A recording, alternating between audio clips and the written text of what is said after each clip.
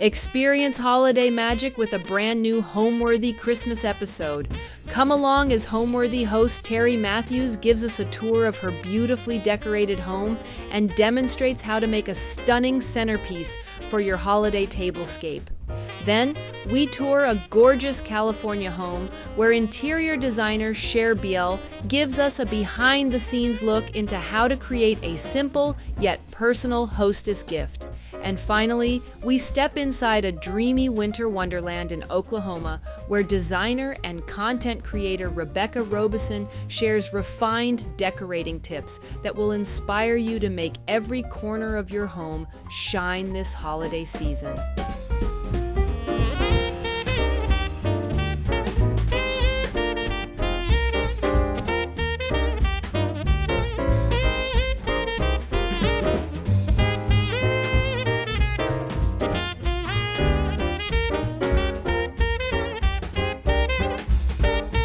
You're watching Homeworthy, where we believe every home has a story. Hi Homeworthy, I'm Terri. Welcome back to my home in Georgia. I can't wait for you to come inside so I can share with you and show you not only my heart, but the home and how we decorated this season. Just a little bit about this. We're not traditional people. We love transitional and we love things to coordinate with our style. And we want to make sure that every person feels loved, seen, known, and heard the moment they come through these doors. Come on in. We're going to walk through this home, all the decor, and we're going to do a fun activity together. This should be fun.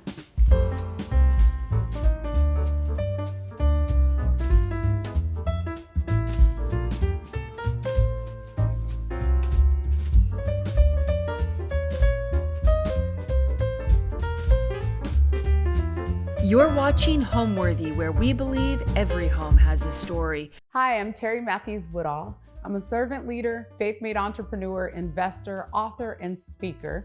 And I'm so excited that you're here at my home in Alpharetta, Georgia for the holidays. I want to show you around and show you all the things that we do that makes us a little bit unique and a little bit different. So we've been here in Alpharetta, Georgia. It's going on maybe about 4 years. When we first walked into this house, this was not my idea of where we would actually be living. But after a while, the character of this home grew on me. I had to put a few changes in here though, just to give it the Terri flavor. And that's exactly what we've done over the years. And this is a home now that we use to not just please ourselves, but to share with others. We have people that come and they have coined this house the Rest and Refuge, the Healing House, and it has all kind of cool names. And I'm so grateful not only to share it with people all year round, but specifically during the holidays. So I gotta tell you guys something. I am not traditional when it comes to decorating for the holidays.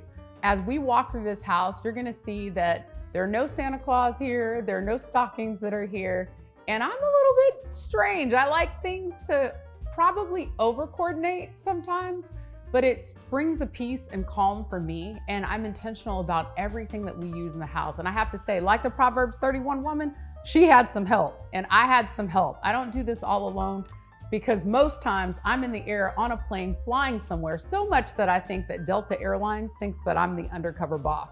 But I'll tell you this place is intentionally set by both prayer and decor, and specifically for the people that enter the home. I'm so intentional from the moment that they walk in this door. I want them to experience love, joy, peace, and what it means to give. And we are gonna be giving our home for the holidays to many people. Some people that come to our home, interesting enough, it's not just family. Sometimes it's the security guard or somebody that I ran into at a grocery store. Sometimes it's somebody that I ran into a bank. Not everybody around the table are just family. Some of those are quick friends that I've met right along the way, because that's just kind of how our life has been designed. It's to share it with others. And I've walked alongside of people who have gone through diagnosis or unfortunately gone through a divorce, or just life challenges or circumstances happen. And nobody should have to be alone for the holidays. And myself, I've been provided opportunities for people to host me during the holidays. So I'm so excited to share my home and host others. So what's so cool and unique about the Woodalls is, well, let me just say this. I don't decorate specifically for Thanksgiving. I don't decorate specifically for Christmas. I decorate for the season. And I like my decorations to stay up way beyond January. Most times when people are putting up their Christmas trees, they're either doing it before Thanksgiving, after Thanksgiving, and then they're taking it all down. The truth of the matter is sometimes we're not even home for Christmas. So I just decorate for the season. I want every time somebody walks in here for them to feel like it's seasonal. And I use things like magnolia leaves, and we'll talk a little bit about that, pine cones and garland and ribbon. I just like things to feel like people are just wrapped up in envelope, bringing nature inside. But I think what's so cool about when we think about holiday traditions, we do things different because people at our table, they're not always, again, family. They've become family and really quick friends because I've met them somewhere along the line. So I like to introduce them to our traditions. We do cool things like we ask for prayer requests. We have a tablecloth, which I recently learned from my friend Lori that we've now incorporated in our own thing, where we will actually have you write what you're grateful for. That tablecloth can be washed over and over and over again, and then it shows all the variety of people that have sat at this table and shared their heart. Another cool thing that we like to do, we like to give the gift of being present.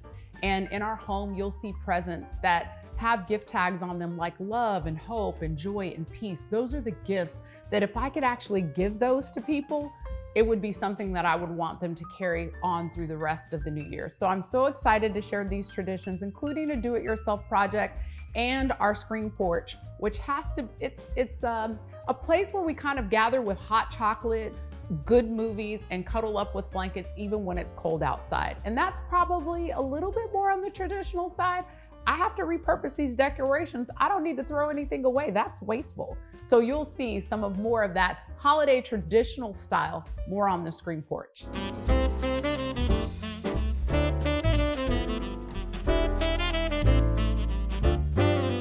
So welcome to the entrance of my home. This is a specific spot or area that I absolutely love, and I love to be intentional about praying. So let me just parenthetically pause and say, I am a prayer warrior. I totally believe in prayer. And I think this is, the holidays is a time period where I've learned, actually, there are a lot of suicidal rates, a lot of depression and sadness. There are a lot of people who are going through holidays for the first time without their first of something. Someone has passed away. Maybe there's been some significant life change in their life. Maybe there's been a diagnosis or anything. Or maybe they're just full of joy, and that's cool too. But what I would love to do is be intentional. So right here, when you first walk in, these beautiful flowers, which are for the Chinese New Year and created by one of my favorite people, Sid from Flowers From Us. He makes these for my home, and they last throughout the entire season, which carries me all the way into February, and they're beautiful like this. But this box here is typically a card box that you see for weddings. And I love it because it's brass and it goes with my house. Again, I'm over coordinated at times, but I take old candles that have been burned, clean them out, and I do things like this, where we put hearts on the inside of these. And if you see this note here, it asks, how can we pray for you? And so we ask our guests to take a heart and take a pen and write what's on their heart. In what ways can we pray? They can place their name here. They don't have to. We don't care what it's about. We definitely want to be praying for them. So they write it, and then they just drop it in this box. And we take time praying for what's on the heart of people. We also give awesome gifts. You'll see more of those throughout the house. There's an experience everywhere. We pass everybody out my prayer journal. Here it is. And we also give a prayer sweatshirt to everybody with a card. And so these are just little things. The moment they open the door, they know that they are loved, received, and wanted.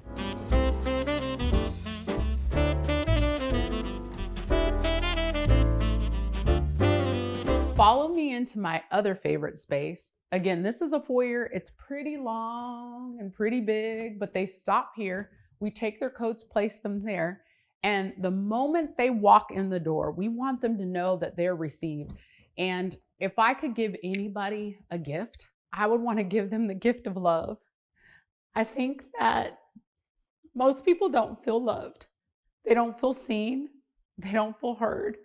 And so during the holidays, it's our opportunity as we open our home to others and to our family, who's pretty cool, by the way, who allows me to bring any and everybody. They already know how it's going down at the Woodall's house. We want people to feel received with these gifts. And so these are large gifts, and we made these with help of Lucia and my mom. This one is lots of love from John 15:9. We give a gift of peace of God, which is scripture, John 14:27, joy, Nehemiah 8:10, and hope, Hebrews 11:1. So these are the gifts that we give people. We want them to know to stop here, take a moment. It's also a cool place to take a picture. I mean, look at this. You got the piano, you got some flowers. This is an Instagram moment. But the thing about it is, it's that we want to give these gifts for everybody who walk in the door. So it's open for everybody to have. Flowers, again, extremely intentional. These are places of flowers placed specifically in different areas so that your eye goes just about everywhere. Now, I'm going to stop at this staircase. You're going to have an opportunity to see what's on the staircase, but I want to talk about what's used and why I use it. So this right here is garland. I know it looks common. Some people worried about it drying out, but let me tell you something. It's worth, get the spray it, keep it moisturized. It will look good. It'll dry good all throughout the season. Again, seasonal decorating. I'm not just for Thanksgiving, not just for Christmas. I want to take you all the way to the beginning of February where you got to tear all this down, and then maybe you start getting into the love month. But let me tell you about what's here. These are pine cones, magnolia leaves, and garland. Now, if you look at this, magnolia leaves, I absolutely love. I don't know how many of you know this, but magnolia leaves were used for medicinal purposes, specifically in Asia. But what was so cool about them, they were used for medicinal purposes for anxiety and inflammation. And there's a lot of anxiety in the world today. So this is a reminder. But my other favorite thing about this magnolia leaf in general is that, I don't know how many of you know this, but they are super resilient. And that speaks to me, that speaks to my home, that speaks to my life. And so these magnolia leaves, they're resilient because throughout whatever challenges or weather conditions, not only do they grow, but the flowers actually bloom. They're short-lived. So take advantage of the beauty and the brevity. That always reminds me of the importance of life. Like, I love the idea of placing these in my home because it speaks to me and it gives me an opportunity to speak to guests as well. Pine cones, they are also very resilient. Uniquely enough, the female pine cones. Did you know that there is a female and a male pine cone? So the female pine cones hold seeds in them, and the males produce pollen. And when it is wet and cold outside, the actual pine cones close. And then when it's dry and warm, they open. So why is this important to me? Because many of us carry the seed in our lives of vision, of hope. And that's what I love to let people know, that, hey, you're carrying a seed inside of you. Life might not be like the way that you expected, but just like this pine cone, there's something inside of you that has to germinate and grow. And this pine cone is resilient. It is resilient and it withstands any challenge of weather. Hot, cold, whatever. Actually, some pine cones have to be burned even to get the seed out of them. Now, garland, I mean, people use it because it's super decorative, but I'll tell you, this garland right here is intertwined, interwoven. For me, this means community, it means love, and it means unity. And so a combination of all of these things are intentional. And girl and guys, you cannot have all of this beauty without a little bit of glam. These mean nothing except for they're beautiful. So I love the idea of placing bows there. It just gives it a little bit feminine touch. And if you notice, the browns, the golds, and the greens coordinate with my home because I'm over coordinated. Let's walk to the fireplace.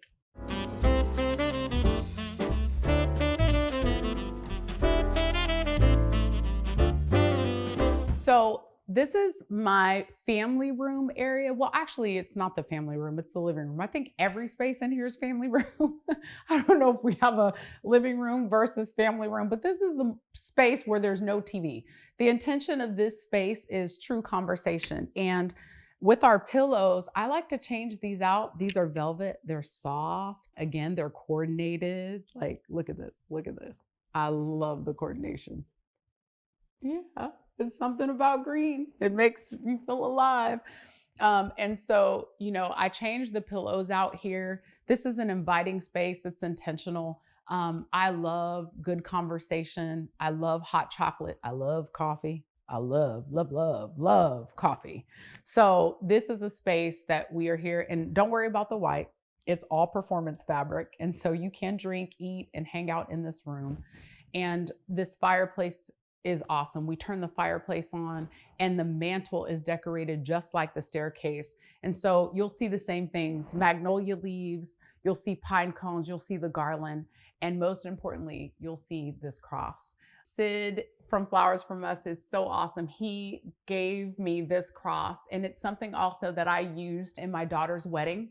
And the intention is to consistently remind us that, you know, it's by faith that I'm here, and it is because of Christ that I have an opportunity to even have this home. And he is the center of our home. He's the center of my marriage.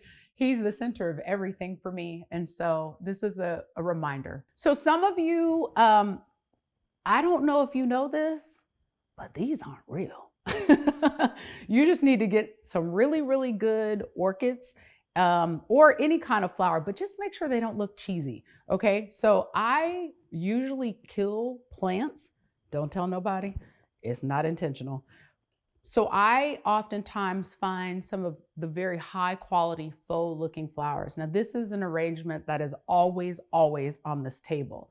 But during the holidays or during certain times, I like to change it up. How do I do that? I actually incorporate real plants in here.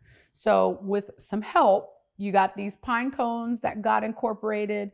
Did you know that there's all sorts of evergreens that are out there, from piney evergreens to cypress and cedar evergreens?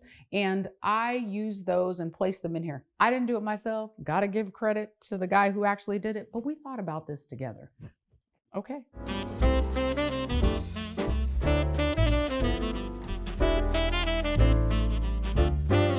So Homeworthy, since the last time you were here, I had a traditional table, and just like everything else in my life, I just can't be still. So I added a new project. I'm going to take you over there just so that you can see it. Come on.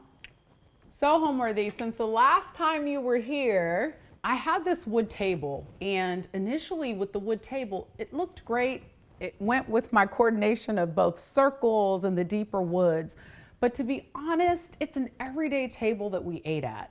And I thought about it, and I decided to repurpose that wood table and make it very similar to my countertops. So I was able to find this exact stone. If you remember the first episode, I talked through this stone, which was actually from Israel, with all of the veining. And I found one last piece, and they were able to measure my table, cut it, and place it here. What I love about this is the stone is sealed.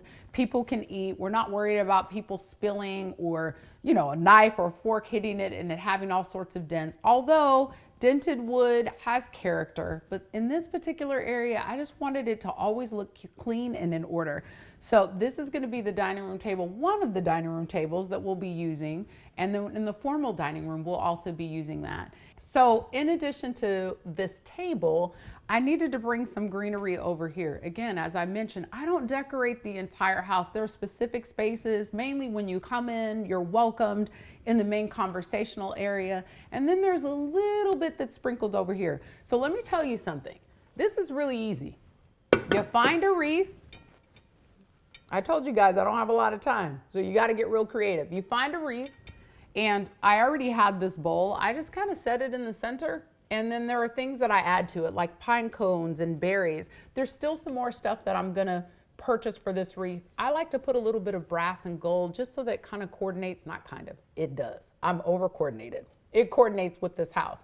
But this wreath, it smells so good. You can smell the Fraser fir scent coming off of the wreath. And so when you're sitting here, there's no need to light a candle. It smells good already. And in addition to that, I changed everything in reference to the lights. Before, I had candlestick lighting. It's not my absolute favorite, but this light right here, oh, mwah, I love it. Okay, so Georgia isn't as warm as California during the holidays, but it's also not as cold as Philadelphia. It's somewhere in between. The point is, we have a screen porch and we love to use it. Let me take you outside so you can see just exactly how we decorate it.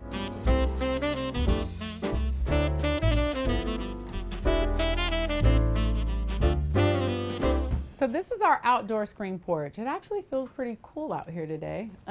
What I love about this space is this is coordinated to the house, but with a little bit of color, and I think it's more kid friendly. I have grandkids, yes, grandkids, and they love little stuff like this. And so we do the red poinsettias. This is very traditional style Christmas, right? And we have these cool little snowmen, which we get these little clippings for free from our local nursery. Just go and ask them for the clippings off of the Christmas trees. Those are real cool things, and other ways that you can use them that I'll show you later. But we take these clippings, we put little balls on there, and we just make it fun. There's the curly poinsettias. We have our little cute friend, Mr. and Mrs. down here, the reindeer. Aren't they cute? And this will be decorated later. We're gonna add some balls on here and just make it more festive. But this is a space where we come, we hang out, we enjoy each other's time. Food, you can come out here even during Thanksgiving. It's a little bit more traditional, a little bit more color, and I don't mind it because there's a lot of white out here. And as you can see, it too stays clean. Oh, one more thing. If you're cold, we got blankets.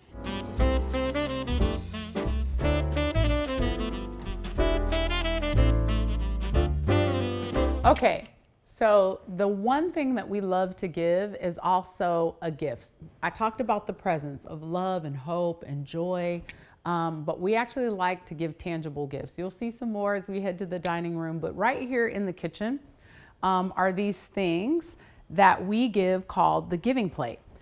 So the intention behind this giving plate, here they are all nice and wrapped. I hand wrote these little cards that say love. The paper says joy and light and hope, all of the theme in a sense to our house. But this is what this giving plate is all about. So for Thanksgiving, you basically fill this plate with food, you take it and you continue to pass it along.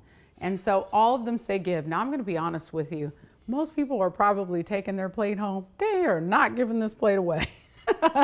But at least the food that they're putting on it, they're giving. So we give these types of gifts so people always have a memory of being at the Woodalls. I think that's pretty cool.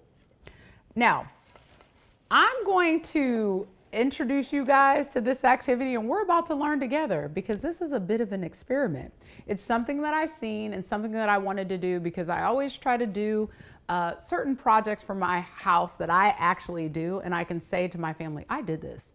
They tell me how good it looks, and then they never believe that I did it, but I'm like, girl, I did this. And so we're gonna walk over here and do this cool activity. Come on. So as an entrepreneur, again, I like to coin myself the Proverbs 31 woman who had tons of help. Oftentimes I'm out and around, and I've been called to speak globally, and I work on businesses. My heart and passion is restructuring, re-engineering businesses. Whether I'm the CEO or I'm supporting a client, these are the things that I love to do. With that though, it takes a lot of time, and a lot of the things that I want to do in my home when I'm welcoming people, I have to get home, get settled, get focused so I can do these things. And I'll tell you, it's not easy to prepare a meal. I was talking to a friend the other day, and they're like, they start preparing 7 days before Thanksgiving. Pause. I don't have 7 days before Thanksgiving. As a matter of fact, I just flew in from South Hall in Tennessee and was trying to get prepared just for today. So for that woman who's like me, that's juggling husband, children, child going to college, child who just became pregnant, business, and all the different things, you might need to have help. But the truth of the matter is, if you're not that woman that has all of that time, and shout out to my stay-at-home moms, but for the ones who are not staying at home, by the way, you're like me, we need help. And so I do a little bit of the Mrs. Doubtfire thing. You know, where you get the food and you put it all on the plate and you serve it. I don't act like I did it. I do give credit to the people that do, but it's the same kind of atmosphere that we're creating. The idea isn't about who cooked the food, it's the fact that the food is cooked and that we're gonna be together, spending time, sharing stories, being present, which is the biggest gift that we can give each other, our time.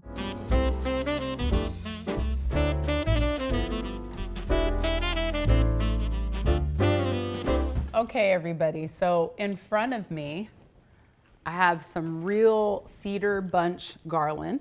Very inexpensive. I'm sure you can also get these for free. You go to a local nursery, they sell them in bunches because they realized too many people were probably asking for them for free. I got some wine glasses, courtesy of my mom, who ran around and did a ton of errands while I was gone. These candles I've had, these are tea light candles. There are some zip ties. This is supposed to replicate a pool noodle. You could use this. This is a foam that kind of covers like pipes for the wintertime. Pipes for the wintertime. I do a lot of things. I am not a plumber, okay? So the thing is that we're gonna use this, and then Lucia, love Lucia, she ran out and got me some more faux type of flowers that we'll incorporate with the more natural type of flowers. So we're gonna see what this looks like. Hold your breath.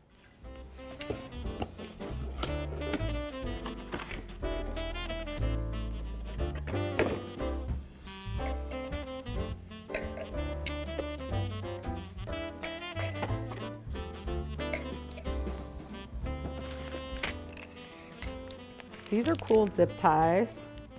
I don't know what else you can use zip ties for. I actually use them on my staircase for garland, you know, to secure the garland.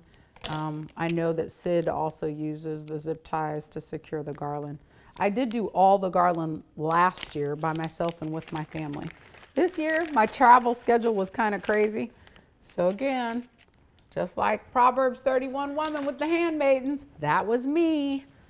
Okay, so we're gonna take this foam piece, and technically, I need actually 2 of them. Let's see how creative we can be with this project. We are going to take these zip ties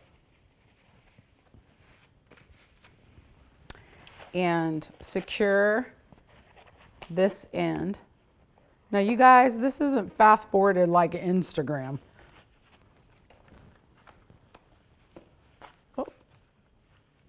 Oh my goodness. Lucia! I need help.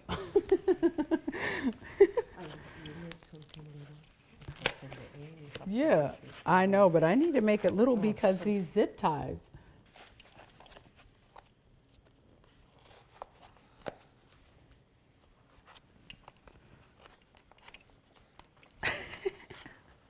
How many people does it take to put zip tie on foam? Whoa. Okay.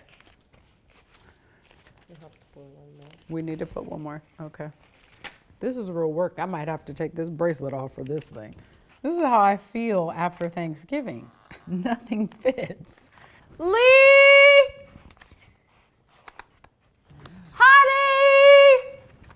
That's my intercom. He answered. I need your help. I'm trying to get this zip tie. It's not working. Why the face? Both of y'all over there trying to do something that it takes one person to do. Excuse me, sir. This is very tough. Watch. What are you doing? Okay, I need to squeeze the zip tie in there. Squeeze what? I need to push the zip tie. The zip tie is there. I know, but it's not hooking. Put like, Oh. like this. No. This may not be a project. What else do you need? Good job. No, that's not a good job. What else do you need? Good job. That's so simple. What are you doing? Bye, Lee. Get out. Lord Jesus. That's when big fingers help. Yeah, you can't put my necklaces on though. And so we're gonna take these wine glasses. And you could actually, I know everybody has a wine glass in their house. I think they do. Although I had to get some new ones. I didn't have this shape. And we're gonna place these in here. And we're gonna zip tie this. Okay, actually let's do one at a time because I would hate to see if these glasses break.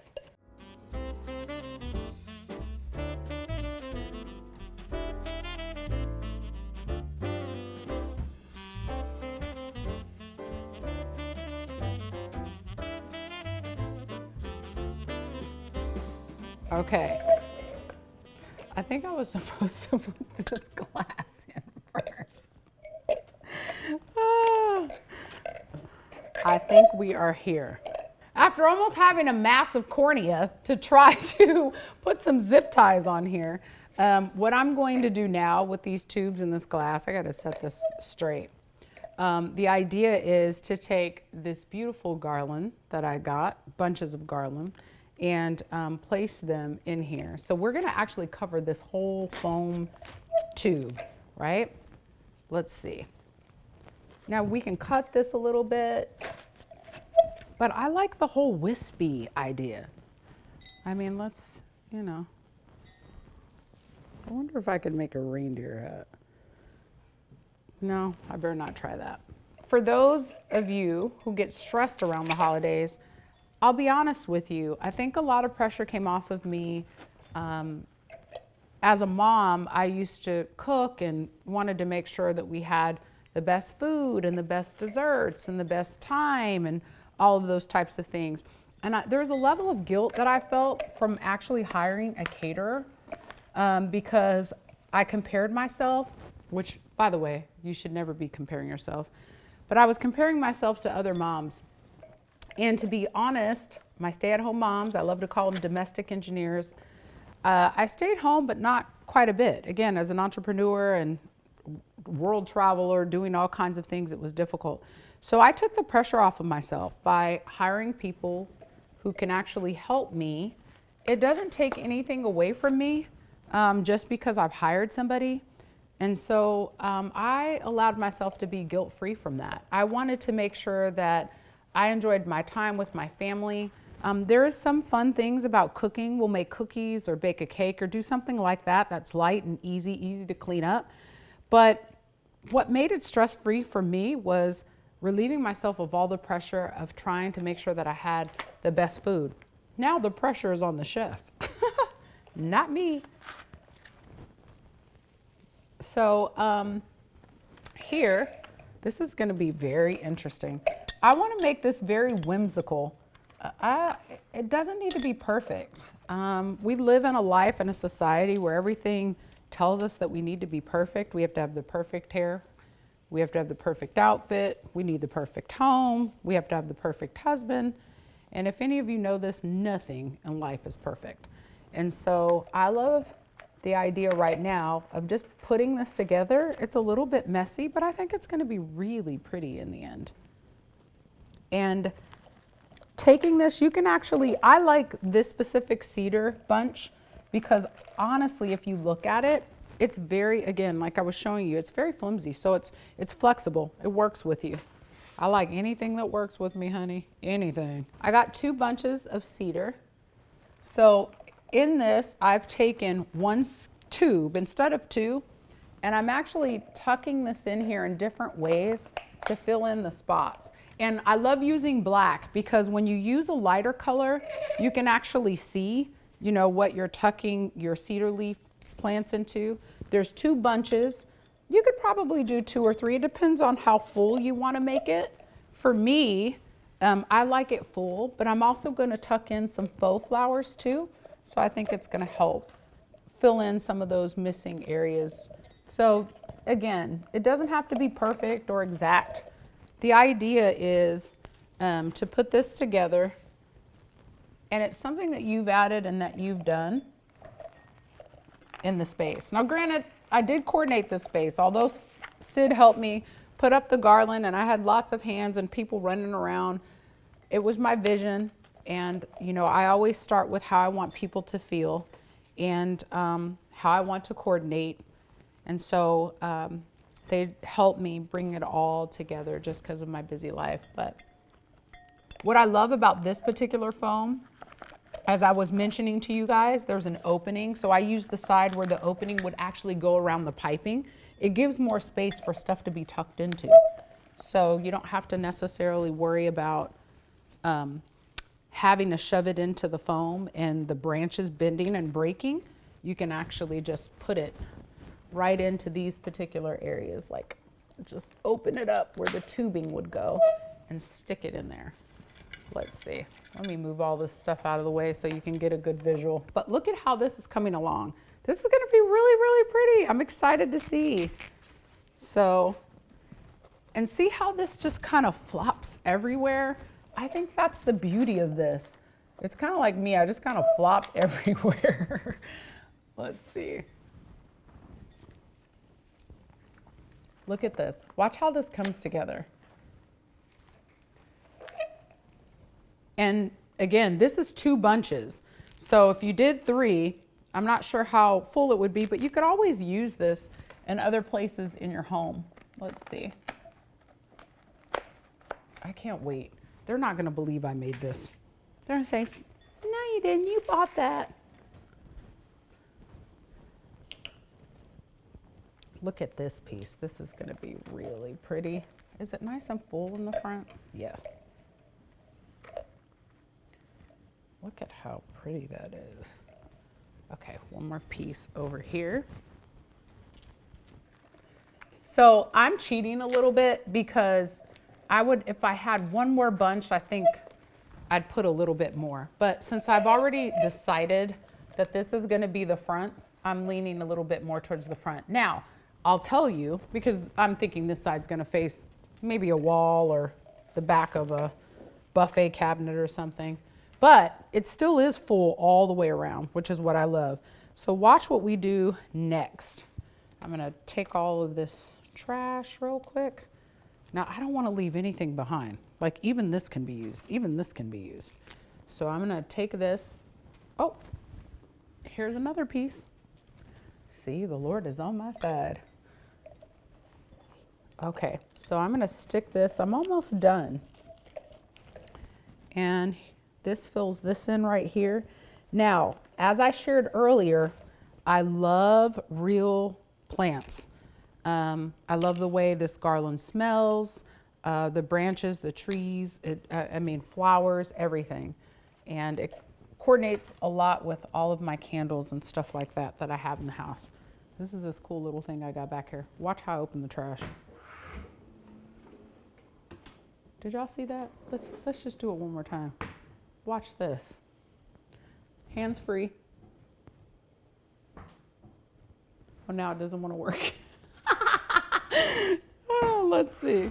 There you go. This is great because when you're cooking chicken or have lots of stuff on your hands, you don't have to worry about pulling the trash in and out. These are cool little things in my kitchen that I absolutely love. Now, this is what I'm gonna do. I'm gonna grab some of these faux plants here. These are some faux plants and these are some silver berries. Let's see how this comes along. Now you can get these anywhere from Hobby Lobby, that would be my favorite place to get them. But we're going to take this and, you know, you can spread it out and maybe just for trying, you know, to see what it would actually look like, you could stick it in here. But I think, let's see, I might end up breaking it apart. What I've learned with these things, they pull apart really easy. And instead of having massive clusters like that, I like to take them and pull them apart. They have wire, so it makes it a little bit easier. And if you had a hot glue gun, you could actually hot glue them together as well. Let's pull this. Because I like it separated and sporadic throughout it instead of, you know, it's already faux, so. You want to sit it on the inside and just have little pieces that are in here versus big massive pieces. You don't want it to look too fake now. And I would recommend a glue gun. That just makes it easier because you can glue it right to the branch. And the great part about this is all of the faux stuff can be used all over again for next year. Now, if you didn't want to do the actual branch, cedar branch garland stuff, again, I like to do it because I like the Christmas smell. I like the smell, but you can use faux. I just think with too much faux, it looks too fake, and I don't want it to look too fake. I want it to actually look real with just pieces of faux flowers in between. Spread this out. Let's see where we're gonna put this guy. Look at that. You guys, this is coming together. Look at this, watch this. So just so that you know, although I said I'd get help, please know I wasn't always in a position to get help. I was the help. So I do love being creative when I have time.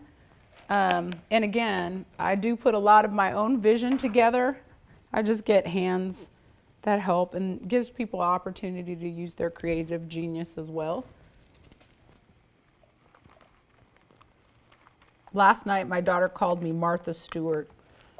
I'm like, I'm not nobody's Martha Stewart. I'm Terri.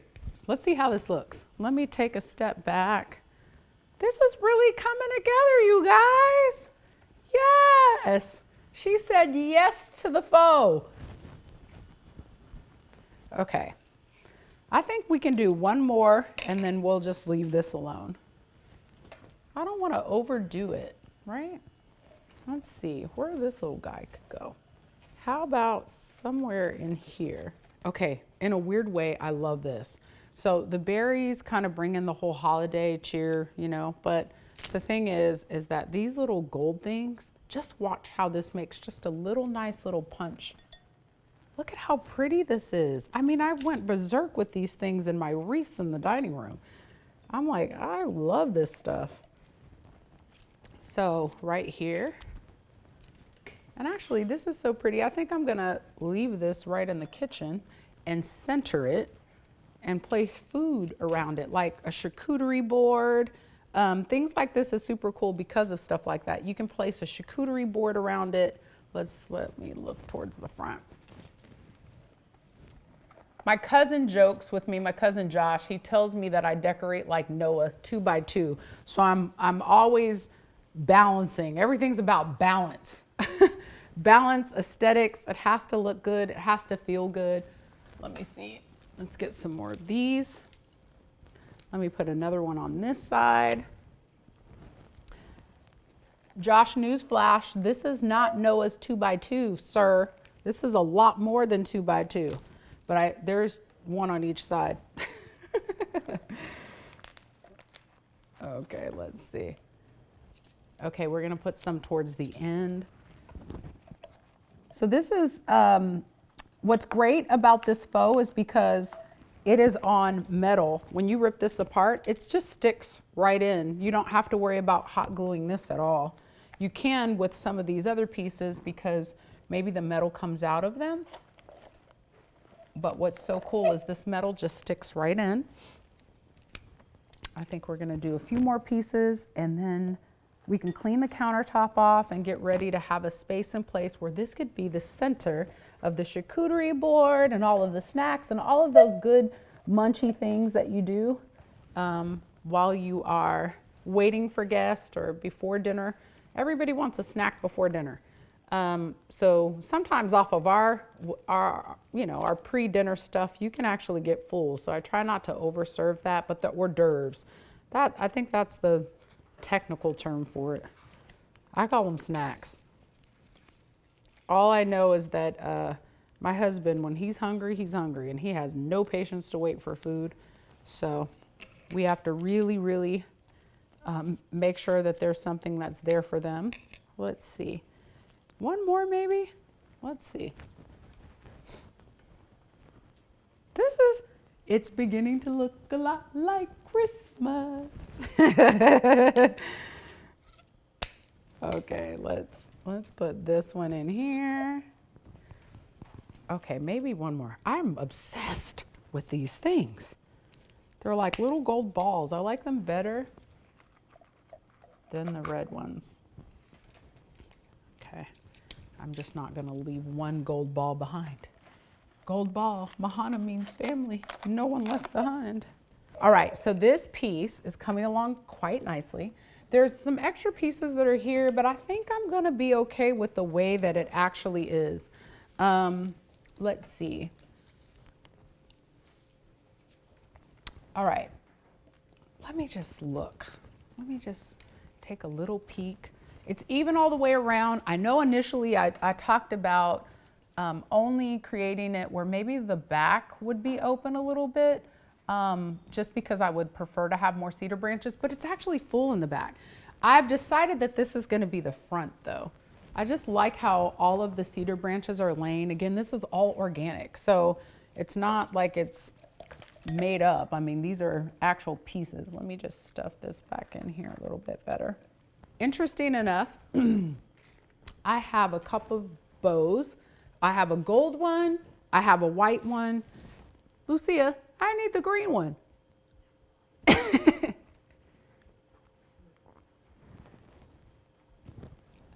Now, Lucia is the key expert at bow making. It's okay. It's all right. All right, so either A, we could do green, we could do a little bit of gold, or we could do a little bit of white. I think gold wins. But let me see how this would look if we did, maybe I'll do the back with a bow. Let me see what this looks like. Now, this looks like it could be a duster, right? But it's just something different about it. If you remember the episode, I talked about the feathers in my office. Look at how this, let me see. We're gonna find a good way to, that's the good thing about this foam. You just stick it in. I like that. It's something different about it. I don't know how centered it is. I don't know, maybe you like it, maybe you don't. Play with it a little bit. And here's a little, I'm gonna add some more of these balls. I found some more balls to put around the feather. Now let me show you what I'm gonna do with this. Here are these tea light candles that we talked about earlier. I think I'm missing one. Let me see. Oh, there it is. So these are tea light candles. I'm actually gonna fill these with water. Let me grab a cup. And I want you to see what this is gonna look like.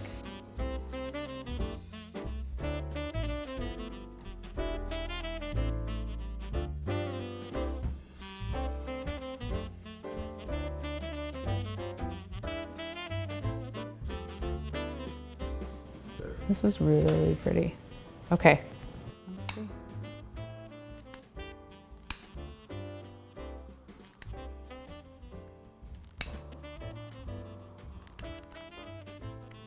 I'm gonna turn these lights out. I really wanna see what this looks like.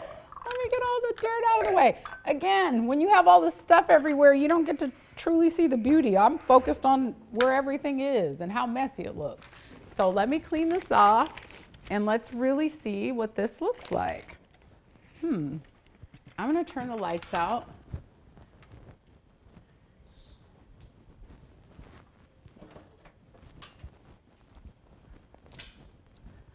Ooh, that's pretty. I love that. This is gonna be a beautiful centerpiece. And it'll give us an opportunity, well, give me an opportunity to brag that yes, I did this. Now, I gotta give a little credit to my sister. She sent me something, but what they did is not like what I did. So I think you should do this version. So the one thing people don't think about all the time is to use their entire countertop. And it's another space and place where you can set up. I'm blessed to have something called the scullery. I built that with the house. When I renovated, I made this place called Scullery. It's where all the dirty stuff goes. If you have an opportunity to renovate your house, please create a scullery. There's a beverage refrigerator, coffee space in there, ovens, drawer warmers, all sorts of cool stuff. And it's where everything could be placed or put away. It's also where our food can be served. But right here on this 110-inch countertop, I believe is what it is, whatever it is. The bottom line is we can use this entire space for things like this. What I loved about this centerpiece, we're talking about foam. I think that was all of $6. Some zip ties, they were another $5. Some wine glasses, if you don't have them, we got these at one of the little local stores like a Marshall's or TJ Maxx.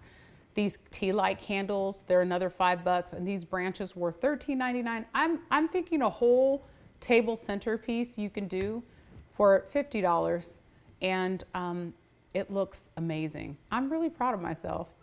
follow me to the dining room so I can show you how we set up the formal space and what we did that's just a little bit different since the last episode. So my love for home really is birthed out of a space of adversity. I didn't always have a home. And at times when I did have a home, it wasn't a home that I necessarily desired. But I will tell you, my mom, even through all of our challenges, my love for home design, I think is innate. It actually came from her. In a lot of ways, we would go dumpster diving. We take furniture and repurpose it. As a matter of fact, this bench I'm sitting on is my old mink fur coat that I turned into a bench, and I have matching pillows to go with it. I love homes. I love everything about them, from architectural design. I love space planning, understanding how a person would live in their home. And most importantly, I love all the details and delicacy of everything that you put in a home. I care about what's not only on the walls, but what's behind the walls. I mean, I'm really interested in that. So my life presented a ton of challenges that I seen as challenges then, but it has created a level of resilience in me. It has given me the opportunity to have a heart of hospitality and to open up my home to others. And I think there's no better thing that you can do except for share your space. Most people don't want you in their space. It's intimate. They only want people that they know. But I don't feel like that about my home at all. I feel like my home is gonna be like heaven. Everybody is welcome, so just come on in. And so I think the best thing about decorating for the holidays is because there are little things that you can do in a home that just cheer somebody up. And more importantly, there are little things that you can do in your home that can cheer you up. Sometimes we're not content. You know, we've been in our home for a while, we've painted the walls, we've had the same picture hanging, we've had the same pillow hanging. And I just love to go through and make some adjustments and changes within the home, even while I'm living there. And then when you do it for the holidays, it makes it feel even more special. Now, I'll tell you, I like things sometimes to remain the same, but during the holidays, this room behind me, I take out all the old pillows, I put in new pillows, and I just make it feel fresh, renewed. I like to call it more vibrant. And so I would tell you that if you're at home for the holidays, maybe this year it's hard for you. Maybe you can't afford to go anywhere, or maybe you can and you just choose to stay home. I think what you should do this year is freshen up your house, put some garland out there, some fresh ribbon, throw some fresh flowers around. It's inexpensive, it's a quick thing to do, and it makes a drastic change in your home. And sit in there and enjoy the space that you're in. Look around, think about the little things. And as we walk through the house, I'll tell you some tricks and tips that I do, especially like getting free clippings from the nursery that look little, but they make drastic change in your home.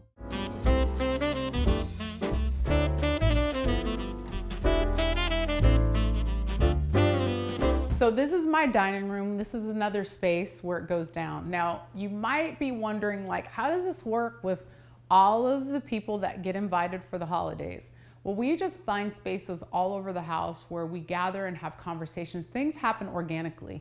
Last year at this table, there were so many memories that were shared by new friends, people who had gone through death and people who had gone through diagnosis. And again, my favorite thing, we prayed, we laughed, we cried, we ate together. And this table actually extends further out. Now this year we've done something a little bit different. Last time you were here, Homeworthy, I had a whole different setup on this side. And so I want to continue to keep this whole holiday look, feel, and theme. But if you're not going to use a buffet table, which quite honestly, we don't really do that all the time, the scullery's right around the corner. The truth of the matter is I wanted to keep the decor, but just for sake of having things in here, I actually had my husband move this cabinet in here. Now, it might seem a little off, but once everything goes on here in reference to food, it just makes it easier to serve people from here in case they want seconds from their first. So this will be here for a short period of time, but then it's out of here and this space is empty. Now, this may look a little bit unique because of the fact that this is not truly a table runner. So you see layers that are in this, and I'm going to talk about this in a second, but I want to talk about this. This is a wreath. The wreath is something that helps give a quick centerpiece. It's inexpensive, and as you can see, my favorite things, those little gold balls are stuck in here, and magnolia leaves. So the theme throughout the whole house, from the garland that's coming down the staircase to the garland that's on the fireplace mantle. Again, the pine cones, the magnolia leaves, and this little touch of glam sparkle. My favorite part about this dining room, we again have a table extension, and this can stretch out and we can bring more chairs, which we have more chairs to seat more people. But uniquely enough, this is something I learned from my friend Lori. And this is something she did, which is tablecloths where they write on. And I incorporated this because there are so many new people and so many people that have come back. I like for us to always write down what we're grateful for. We normally stand in a circle around the island and go through each person, which I'm sure we'll still do. But this is a memory that for a lifetime you can have. Lori's father had actually written on their tablecloth, and unfortunately he passed away, but they always have what he was grateful for. I certainly wanted to incorporate that in our household. So this is folded to where it's like a runner. But the truth of the matter is, check this out. It stretches out. Look at that. And we just dust this off. And I want to be the first to write something. This is a fabric pen. And I put, welcome to our home. I'm so grateful you're here. You are here. I'll get a little bit more personal later, but this gets the party started for sure. So this cool idea is something that I think is timeless. You can wash this and every year bring it out. And even if that same person is not at your table for one reason or another, you'll always be able to look back at the memories that have been created and lives that have been impacted just for you being generous. Before you leave, I know you saw the giving plate that we give out, but the other thing that we give on people's exit are cool little things like this. In here, there are some candles that are wrapped that are from us. And for the kids, they don't get candles, they get things like this, hot chocolate bombs. And then we give little chocolate boxes, things like this. So these are all items that, again, from the moment somebody walks in, we want them to know that they're prayed for. The moment they step through the foyer, we want them to know that there is love here, hope here for them, peace here for them, and joy, that they're seen, they're heard, that everything throughout the home is intentional. And while they eat and dine, we want them to remind themselves and us and others how grateful they are, because sometimes we look at what we don't have and all the things that we've been through. It's the end of the year and we're kind of calculating in our brain about all of the challenges that we've experienced. But at this moment, it's just a time to break bread together and give thanks. I'm gonna walk you down the hallway and I'm just gonna show you the little bit of touches that got added. Again, we don't decorate the whole house. One, it's too much house to decorate, if I'm being honest. And the truth of the matter is, it's the main spaces in the home where there's conversation and eating and levels of togetherness. And then everybody just kind of goes where they want to go, from indoor to outdoor, out on the screen porch. It's just little spots and places where there could be intimate conversation, sharing memories, and exchanging ideas. And that's all about our home. It's collaborative. It's a house built with love and resilience, and we're always pushing people to grow and providing hope. And our hope is in the Lord Jesus Christ. So let me show you this. Right here again, just a repeat. The pine cones, the magnolias, the beautiful cedar garland, and we added some velvet touches. This velvet goes with the velvet that are on our pillows. And so again, the coordination. I am over coordinated. I know. So what do I love most about the holidays? I mean, I talk a lot about people. In the very beginning, if I'm being honest, as an entrepreneur who worked extremely hard, I realized that I overcompensated with my kids. I would purchase tons of things and put lots of gifts under the tree, and I wanted everybody to have something. My kids, your kids, whoever's kids, because I never wanted any child to go without. And I also had a big heart for the moms and the dads. It's like, I wanted them to know that they were valuable and they mattered. Even as I was reading through the UPS, I think it's Operation Santa Claus, it's something my sister sent me. I was reading the simple needs and requests from both children and parents. And I just never want anyone to go without. But I'll tell you, the biggest thing for me with the holidays isn't so much the gift. Giving gifts, I mean, you like them for the moment, you might love them for the moment, but I noticed with my kids at an early age, they would play with things and probably the box more than the gift. And if I'm being honest, by the time I bought these Barbie dolls and their hair were cut, the shoes were lost, and they were half naked, they didn't even play with the Barbie dolls anymore. So I thought, what can I do that can give to my kids something that's invaluable, something that's gonna create long-term memories, something that they're gonna go back. They're not gonna remember the Barbie or the Legos or the Light Bright, but I think what they will remember is the time that we spent and the memories we created. So we did something during the holidays. With Thanksgiving, we all come together, and then for Christmas, we would do something called hot and cold. So we'd pick somewhere hot to go, we'd pick somewhere cold to go. And I would actually videotape those memories. There's memories of our kids going skiing. We'd take the immediate family, we would ice skate together, we would snow tube, we would learn how to ski, drink hot chocolate. And I can tell you, I'm absolutely terrible at snowboarding. It took me over an hour to go down the mountain.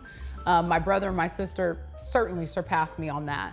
But what I loved about that is the time that we spent. We all go back and we can look at those pictures, and back when there were DVDs, I know we don't have that anymore, but we gave those DVDs out to everyone and they have an opportunity to go back. And unfortunately, in some of those memories, there are people that are no longer with us. And so when I think about the time that was spent and the memories that were captured, they far surpassed the Barbie dolls, the Light Bright, the bicycles, and all of those types of things. They can always go back, and the experience that we gave them and the time we gave them was the best gift that you could give. And I think every family should do that. Gifts are great, you know, they really are, but time is so much better. Homeworthy, thank you for allowing me to share both my home and my heart and how the Woodalls like to decorate for the holidays. It's been nice having you. You've now got to see all of the clean and all of the mess, but it's time for y'all to go. See ya. Bye.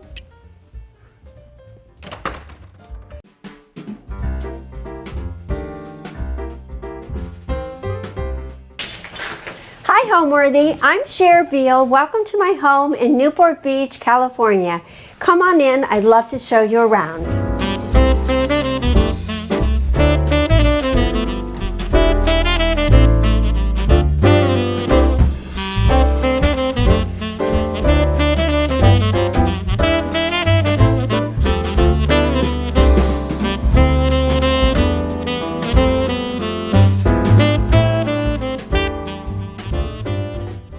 This holiday season, get ready to unwrap the most magnificent holiday homes with Homeworthy's 25 Days of Christmas. For the month of December, we'll take you inside the most heartwarming houses, decked out for the holidays in true festive fashion. From twinkling lights and elegantly trimmed trees to sparkling ornaments and cozy holiday charm, these homes capture the warmth, wonder, and beauty that make this season so special. So join us as Homeworthy celebrates 25 Days of Christmas. The magic starts now. Raise your glass. Cheers! Merry Christmas! Happy holidays! You're watching Homeworthy, where we believe every home has a story. Hi, I'm Cher Beall. I've been a designer for more than 30 years. Welcome to my home in Newport Beach, California. We've been living in this home for more than 20 years. It's a house that we saw as an open house under construction and was simply not what we were looking for at the time, but we had a toddler and a teenager and all their friends in our much smaller house, and the teenagers were tripping over the toddler toys. And so this house that had a lot of space and a playroom and a separate area for the teenagers was really just a dream come true for us. So we've been here a long time, and this house has been remodeled over time and adjusted accordingly depending on our life phase. The style of the house is Mediterranean tile roof and stucco, very traditional and kind of stiff inside. In a lot of places I installed metal window sliders. I opened up everything to the outside, kind of everywhere in the house. And it became a much cozier and coastal feel of a house, but still in keeping with its primary architecture. I've decorated in keeping with the style of each space of the house. So in our more casual family areas, I have a earthy, more natural vibe, and in more formal areas, I have things sort of a little more formal and upscale. I think it would feel like too much if every single room was just an explosion. So in the spaces where we are primarily, or perhaps we're entertaining, then that feels more appropriate. And then in other spaces, sometimes it's just a little hint of red, or a little teeny thing, a little accessory that makes you feel like, oh, it's Christmas, but there's some relief from too much decor.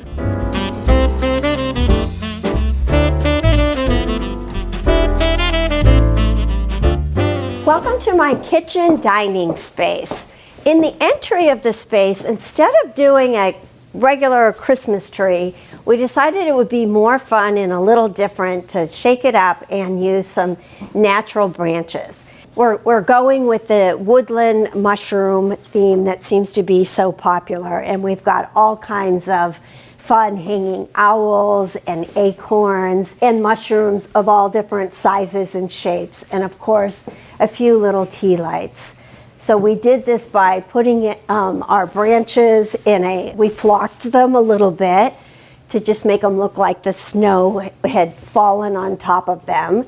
And then we put them in this faux bois cast base and added some moss and some little birds. And we've got candles and fresh flowers and all kinds of funny mushroom shapes and birds and natural woodland creatures throughout. So we just think that's sort of a fun entry greeting. This entry is sort of a greeting space and a transition space between our casual dining and our kitchen and our family room. And I love this space because I'm always setting it up for whatever holiday it is, or if it's summer, I just have lots of different fresh flowers here. If it's a holiday, then I try to do something that so when you walk in, you immediately feel, oh gosh, it's Christmas. This is so fun. Then we go into the kitchen dining, and this space is just such a cozy, fun space for us to entertain and have family gatherings. I think the most important thing in the space to note is our little crystal stars. So these are the stars that I collect in 2 different sizes for my children every year, so that they each have a collection and they can hang them in their windows or hang them from a chandelier themselves. This is where we have most of our family gatherings with our grandchildren or in-laws or family friends. This big casual table. In the center of this table is all these sort of lovely silver balls, and this is from my mother-in-law has given me a silver ball for every year we've been married. That's a lot of silver balls. On the table, rather than a full table setting, we have just these little lovely trays with candles and trees and a few little birds kind of going along with our theme, but just sort of a subtle accent. Over here we've got an antique sleigh and all kinds of packages decorated, and we've got some fun, unusual patterns that I'm going to show you how to create later yourself in my craft room, and some fun little planters with narcissus, and I'll also show you how to create some super fun ones in my craft room in just a little bit. It's a narrow, long space so that it have great storage at either end. So this is kind of super great. It's got pull-out shelves, and I house all kinds of linens and napkins and big platters. And if we're having a get-together or a party, a lot of times this is my serving space. So on this end of the room, I designed it with this built-in that was deeper on the bottom. And again, it's got pull-out drawers so that I can house linens. And then the top is just all kinds of storage for vases, water pitchers, dishes. It's kind of fantastic storage all the way to the ceiling, cake platters. So I love it for that casual storage.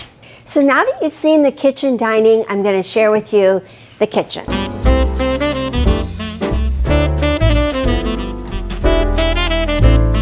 So this kitchen space is one that you can see we really opened up on all sides to this area, the banquette in this direction, into the family room in this direction, and then the kitchen dining that you just saw in this direction. And when we did the remodel, we replaced a giant island in the middle that just took a while to even get around with 2 islands, and this functions much easier for us in our family. We use this a lot of times to serve, and then cooking here, and then we have this great banquette area that we love to have breakfast, or our grandkids love to do projects here, and you can see everybody outside on the patio and the pool beyond. This is family central for us, and there's almost always someone sitting here at this banquette.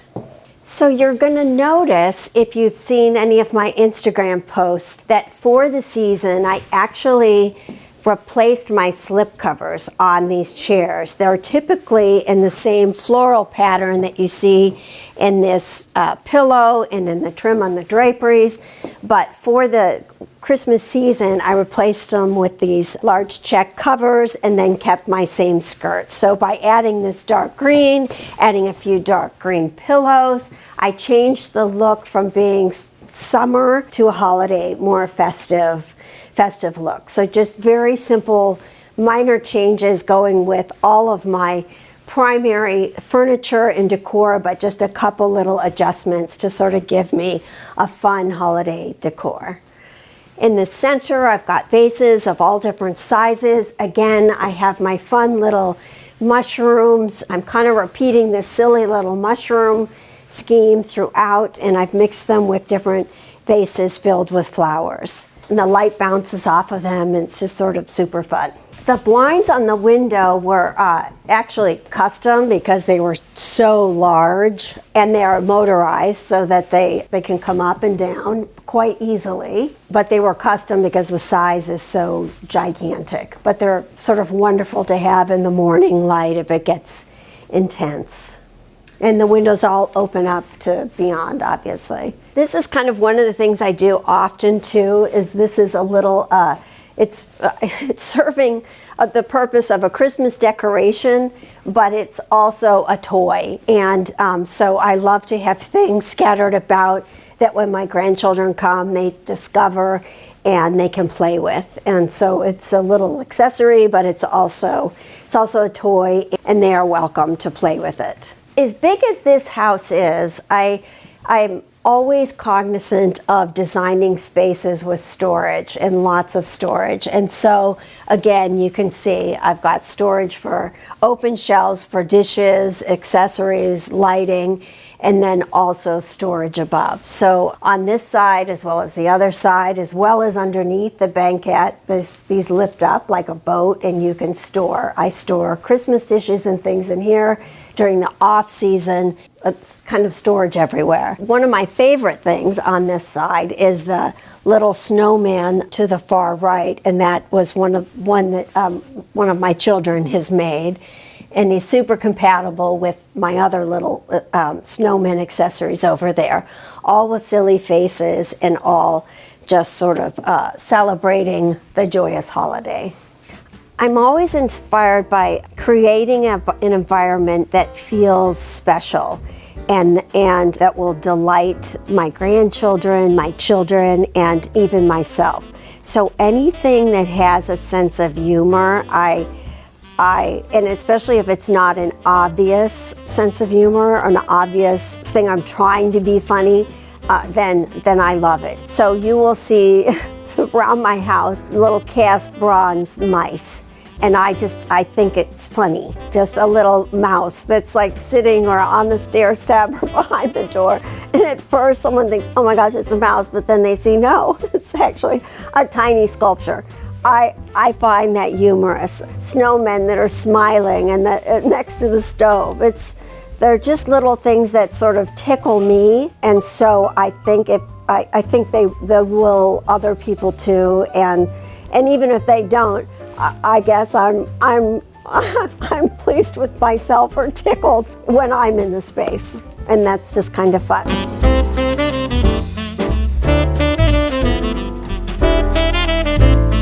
So now that you've seen the kitchen, we're going to head into the family room, and it's a joining room open to the kitchen. And when you're in the space, you can enjoy the outside and enjoy what's happening in the kitchen as well. So this space, we did the same thing. I replaced some of the floral pillows and some of the kind of chartreuse pillows that I have in the summer with some dark green accents, and then I decorated my tree accordingly with a little bit more of the dark green versus the summer chartreuse. And it just changed the look and made it feel a little bit cozier and more Christmassy, even though we're coastal and open to the outdoors. These little birds and nests were some of the first ornaments I ever bought, and I was a single parent with 2 little girls and no money to buy Christmas ornaments. And so I went to the craft store and bought all these little birds and bird nests and pine cones, and then even took the pine cones and glued ribbon onto them.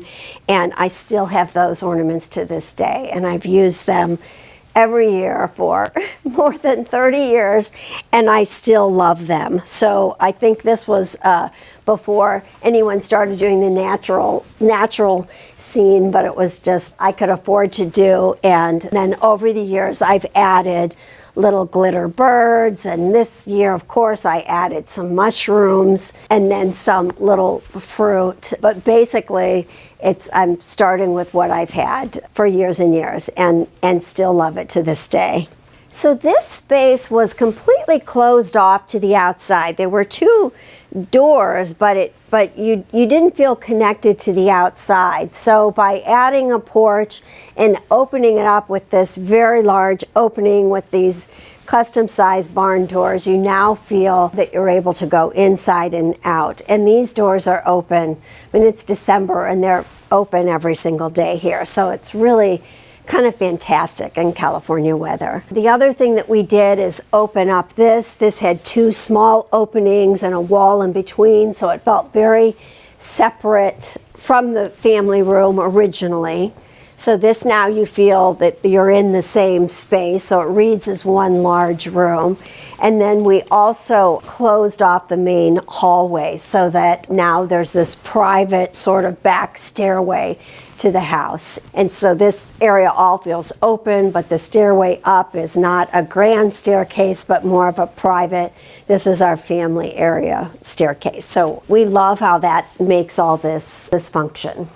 One of the challenges of this space initially, because of all of the large openings everywhere and the fireplace, was setting up seating, of course, and then also placement of TV. So what I've got hidden here is a pop-up TV. So we've got a remote, and this is a large anywhere here, and everyone lays on the chases and the big wing chairs, and it's kind of super comfy, but the TV on a regular basis is kind of hidden and not the center focus of the room.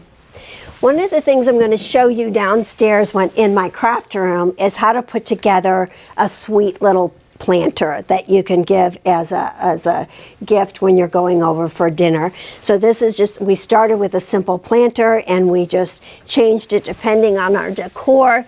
This one fits in my decor, but I'll teach you how to make a couple others that might work better for yours. I'm also going to show you how to make fun paper. Do you notice how this paper matches my room exactly? And this may be something that you like or that you don't like, but for me, I think it's super fun, and I'll also show you my little trick on that, how to coordinate packages.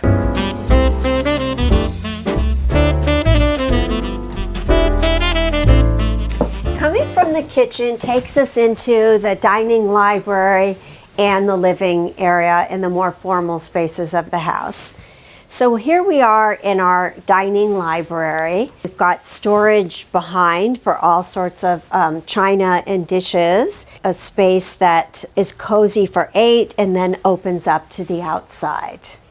In terms of decor in this space, I just used a very simple greenery and flowers in the middle of the table and our little lovely fruit and vegetable tree. And of course, our wine bottle has a fur coat. This little lovely fruit tree is just, we've added leaves to it to give it, it's just a little metal tree. We cut up a garland and added these little leaves to give it just a little more fluff. And then I've just collected these different ornaments over the years, sort of all different fruits and vegetables, and they're just sort of super charming, I think.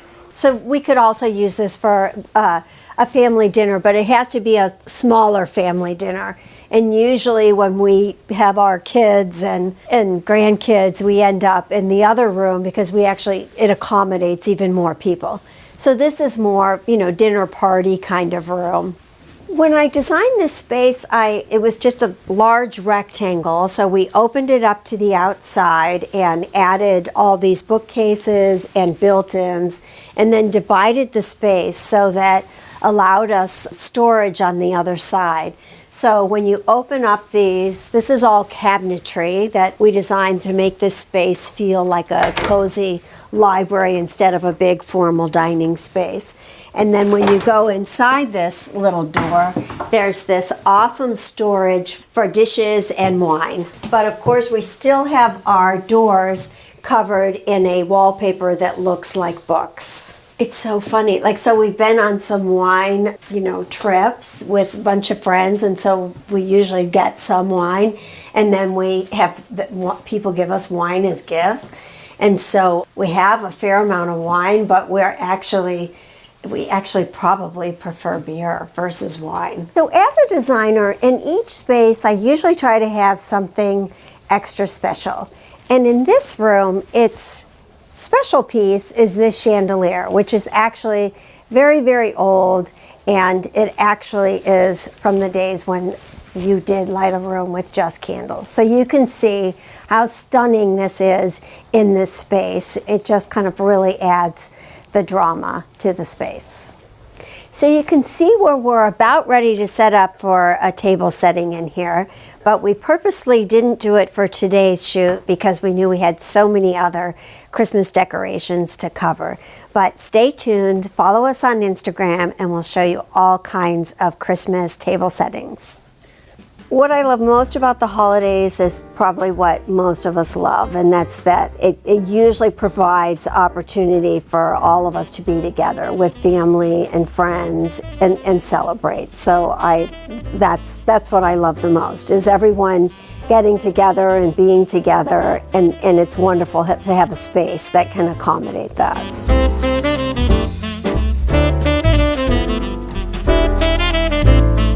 So now we're moving into the central hall, the entryway, and the formal living room.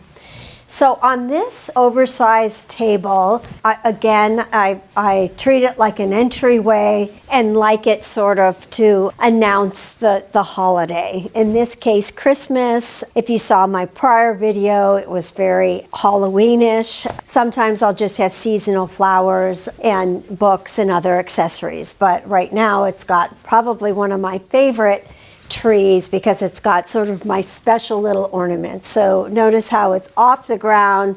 No little people can knock things over, and so I have things that are a little more treasurable. Most of my things are not that, I don't worry about them breaking, but there's a couple things, some ornaments that from my parents, and just some funny ones that I've collected over the years. I have everything from, you know, the TV to the butter stick to a little airplane that reminds me of my dad, who was a pilot, sort of all kinds of, a chandelier, a funny whale, things that have been collected over the years that are just a little bit whimsical and fun, perhaps more fragile.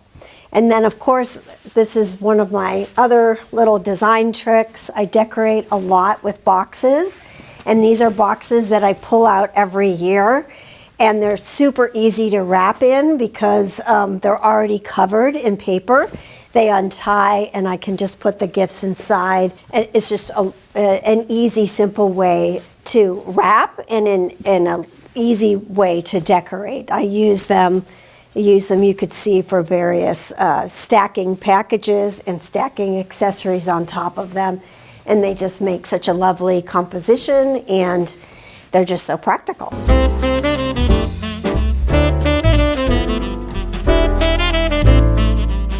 This is the more formal area of our house. It's obviously a great size living room. This is a fun room in that we've got the fireplace and different things that I've collected over the years, and then again, certainly very comfortable upholstery. So it's a comfortable room, but just a larger room and a little more formal. But then again, still open to the backyard, outside.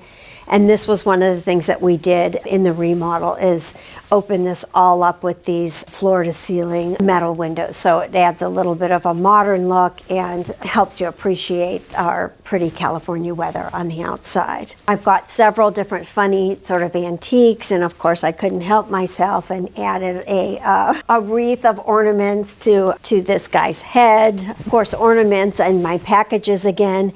And almost every year I have these packages actually filled with presents for my kids and grandkids. And so on Christmas morning, everyone runs around and collects what looks like all the decor, but there's really presents inside. So in this corner of the room, I have this antique sleigh that I bought years ago at Round Top, the antique festival in Texas. And of course I had to have it reupholstered in a fabric that coordinated with my interior. Every year we fill it with packages and usually adorn it with a bag of coal for the naughties, and then lots of presents all around it. So because we are so close to the coast and you can see the ocean from outside the windows, I've got this great collection of shells and starfish and kind of super fun coral. I typically have these kind of all year round.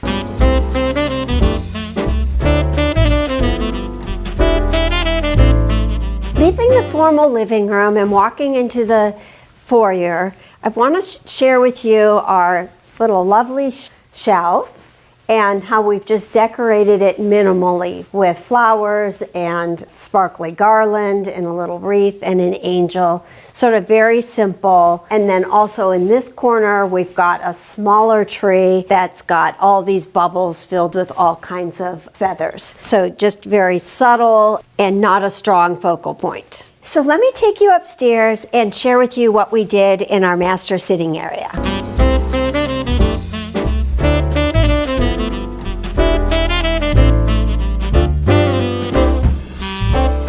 So now we're in the stair landing before you get to the master area and the other bedrooms. And in this area, I think it's fun to point out that stockings don't always have to be on a mantle, and in this case we just hung them here in the stairway. These are little needlepoint stockings that I've done for each of the kids as they were growing up, and a smaller tree that kind of looks great coming through the main entry of the house. So now we're going to transition from the upstairs landing to the primary bedroom sitting area.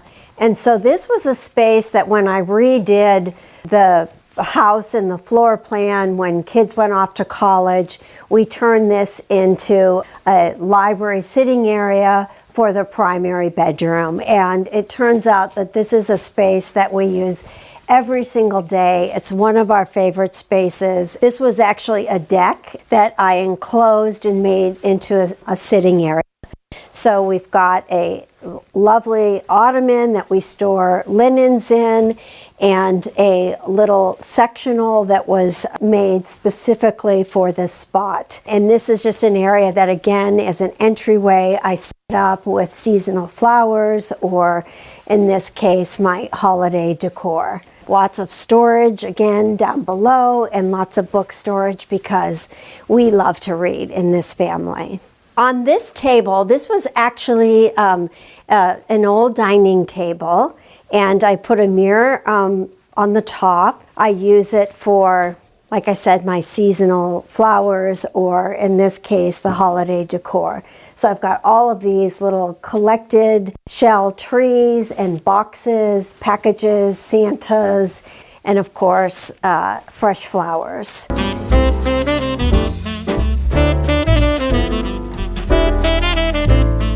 So this is my little vanity area, and this was an area that, again, was a tiny little deck that was not terribly usable.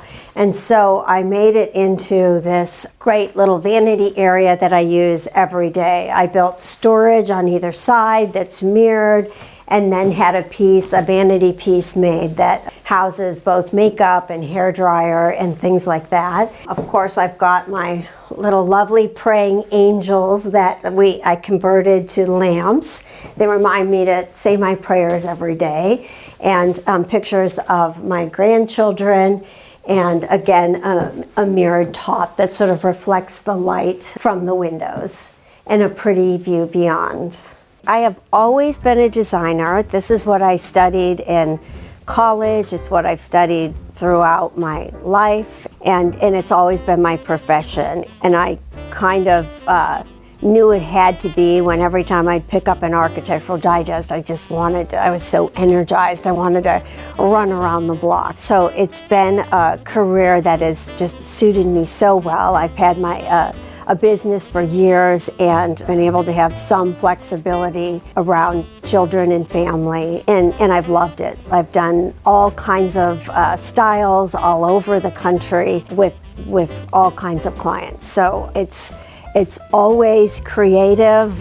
There's always new product, and I love the business aspect as well. So it's been a really good fit for me in my life. So now you've seen most of the house, but I'm going to take you downstairs to my craft room, a room that I use almost every day.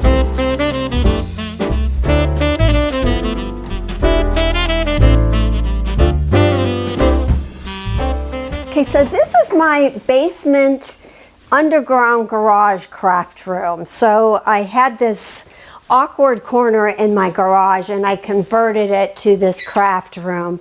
I repurposed my island from above in the kitchen, took the marble top off of it and put a wood top and painted it, poly-coated my floors, and did all sorts of built-ins everywhere to create a craft room that I use for wrapping and all kinds of craft storage, and actually making crafts too. I've got room on the back side if you want to sit on a stool and work on different projects, and it's a great place to wrap. Scissors, tape, things are right where you need them. Wrapping paper is on big rolls in the back, and then all sorts of things stored in the clear boxes. So this space was designed to accommodate these plastic bins that could easily be taken out and put on the counter and used whatever craft you're doing, or also be taken upstairs if it was a kid's craft and you wanted to do it at the banquette upstairs. And then I have all these little narrow drawers that house all kinds of stationery and craft items. This pull out, because it gets a little bit deeper here, for glitter and glue, and other storage for small different kinds of wax twine that you might use for beading. We've got storage for more wrapping paper here, craft books here. So it's a fantastic space to do any kind of craft that you like to do. And speaking of crafts, let me show you a couple things that I talked about upstairs in terms of making a couple things that I actually made down here in my craft room. So now I'm going to show you how to put together one of these little hostess gift planters. Here's two different styles, and we're going to make yet a third style today. So these are the things that I talked about upstairs, and I'm going to show you quickly how, if you buy just a simple little planter with these bulbs and ivy from Trader Joe's, you can turn it into something that feels like a charming hostess gift. So the way we started with this is I kind of looked at where was sort of the front and the best visible side. And I know with this guy, I'm going to put a little nest, and all of these things are available at a craft store, and a little bird. You could do all kinds of things. You could put a little Santa, you could put an ornament, some other ornament, but this looks like the perfect spot to position my little bird. And then of course, I'm going to make this planter a little more neutral. So maybe green is not your color for your interior, maybe red and white is not, or for your hostess. Here's a way to make something that's a little more neutral and a little more that would kind of go almost in any setting. So all we did here is we've got ribbon wrapped around, and so in this case we want to make sure we've got plenty of ribbon to wrap and tie in the front. So I'm going to wrap around, kind of guess my length, maybe cut a little bit too long.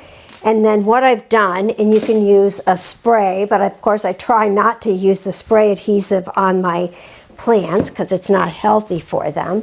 And so here's just a little bit of generic glue. We put that on the sides all the way around. And this is maybe not quite as easy as spraying, but then I don't have to worry about sort of hurting my plants. I put it part way in the front, and this is this great little craft glue. I like to buy these little small tubes because then you can use them before they kind of go bad. Put it all the way around, and then I position my ribbon at the top. I press firmly and tightly around, pull it to the front, pull it tightly in the front. And then here, this is where I use one of these little sticks with wire attached. You can buy this at any sort of craft or floral store. I poke it in the very front, and then when I knot my ribbon, I'm going to get this guy on there tight. And when I do my knot, I can pull it up and post it on my little spike in the middle. But now my knot is at the front. I can do a little bow, or if we don't want a bow and we just want a knot, that might be simpler on this guy. We'll angle our ribbon.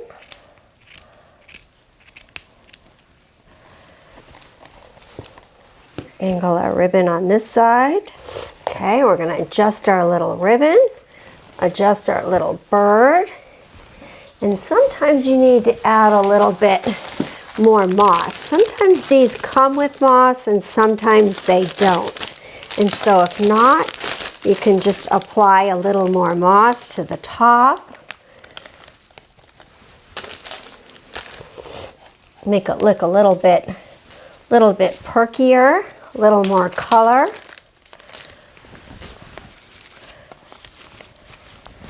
And give this guy a little bit here. And then the other thing we can do that we've done, like in this one, is we added a little bit of this floral, and we've also added some ornaments. So in this case, we might add just a few of these little tiny ornaments, also available at a craft store, that just add this little spark of color. And we're just poking them in. You could sort of do any kind of arrangement you want, wherever you feel like you need just a little bit of touch of glitter. And then the other thing I like to do is then attach a fun little card, maybe something you've also made or something that you just have and you've had printed, and it ties on the front like this. Sort of a sweet little personalized gift that you can make for your hostess. And if you know their decor and their colors, then you can make it to match their house, which would make it extra personal. So, and I usually try to use several different kinds of ribbon. So the ribbon to tie, then the ribbon to tie on the little name tag. So there we go, 3 different kind of looks. Each have a bird, they have a different kind of bird. You could use a Santa.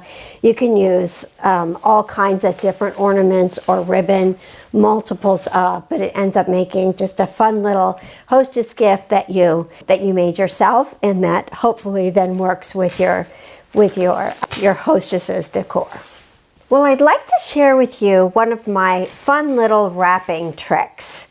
So on these pretty packages that you could see, that you saw upstairs on our tour, I pointed out how this fabric, or how this particular paper matched my fabric and how I had done that. And so I want to show you what I did exactly. So here's my print. Here's my original linen fabric, sort of lovely old classic print.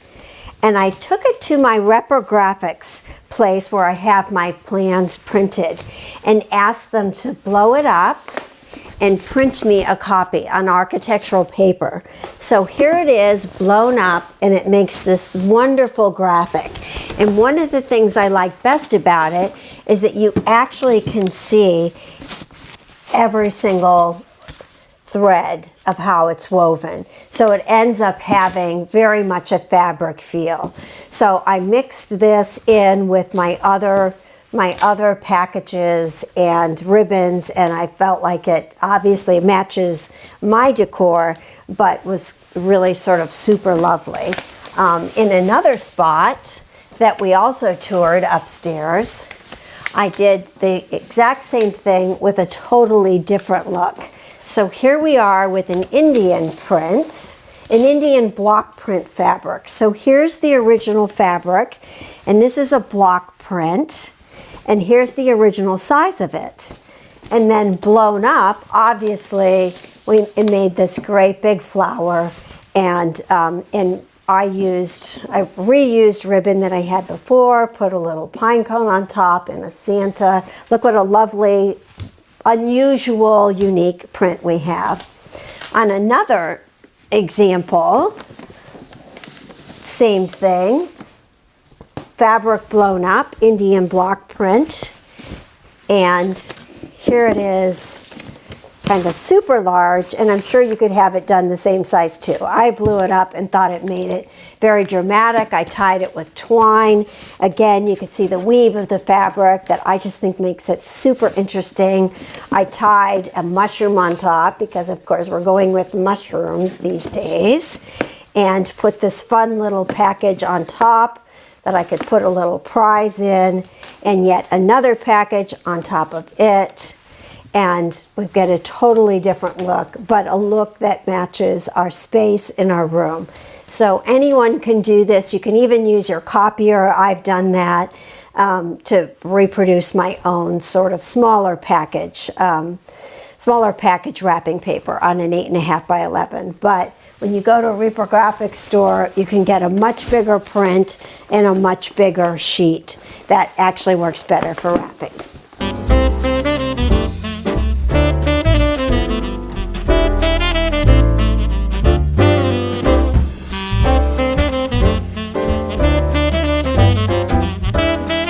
When I think of home, I think of, and this home in particular, I can't help see my girls and all of their cheerleading friends, 12 or 15 of them, you know, running through the house and piling in the pantry. And I see my son riding his scooter, finding these circular patterns in the house and turning the corners on his scooter. It's family memories where we all continue to grow and love each other.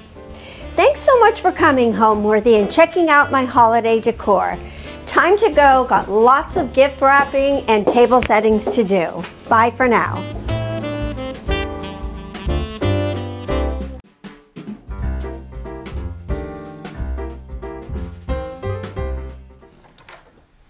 Hey Homeworthy, I'm Rebecca. Welcome to my home here in Tulsa. I'd love to give you a little Christmas tour.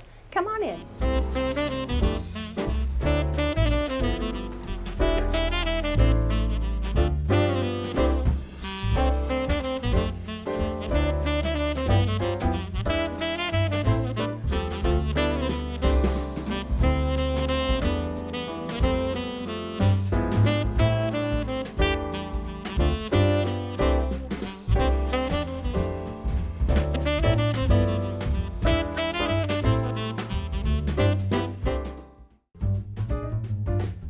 This holiday season, get ready to unwrap the most magnificent holiday homes with Homeworthy's 25 Days of Christmas. For the month of December, we'll take you inside the most heartwarming houses, decked out for the holidays in true festive fashion. From twinkling lights and elegantly trimmed trees to sparkling ornaments and cozy holiday charm, these homes capture the warmth, wonder, and beauty that make this season so special. So join us as Homeworthy celebrates 25 Days of Christmas. The magic starts now. Raise your glass. Cheers! Merry Christmas! Happy holidays! You're watching Homeworthy, where we believe every home has a story. Hello, my name is Rebecca Robeson. I am a professional interior designer, and actually in the last about 4 years, I've left my full-time career and I've turned my attention to being an influencer on YouTube.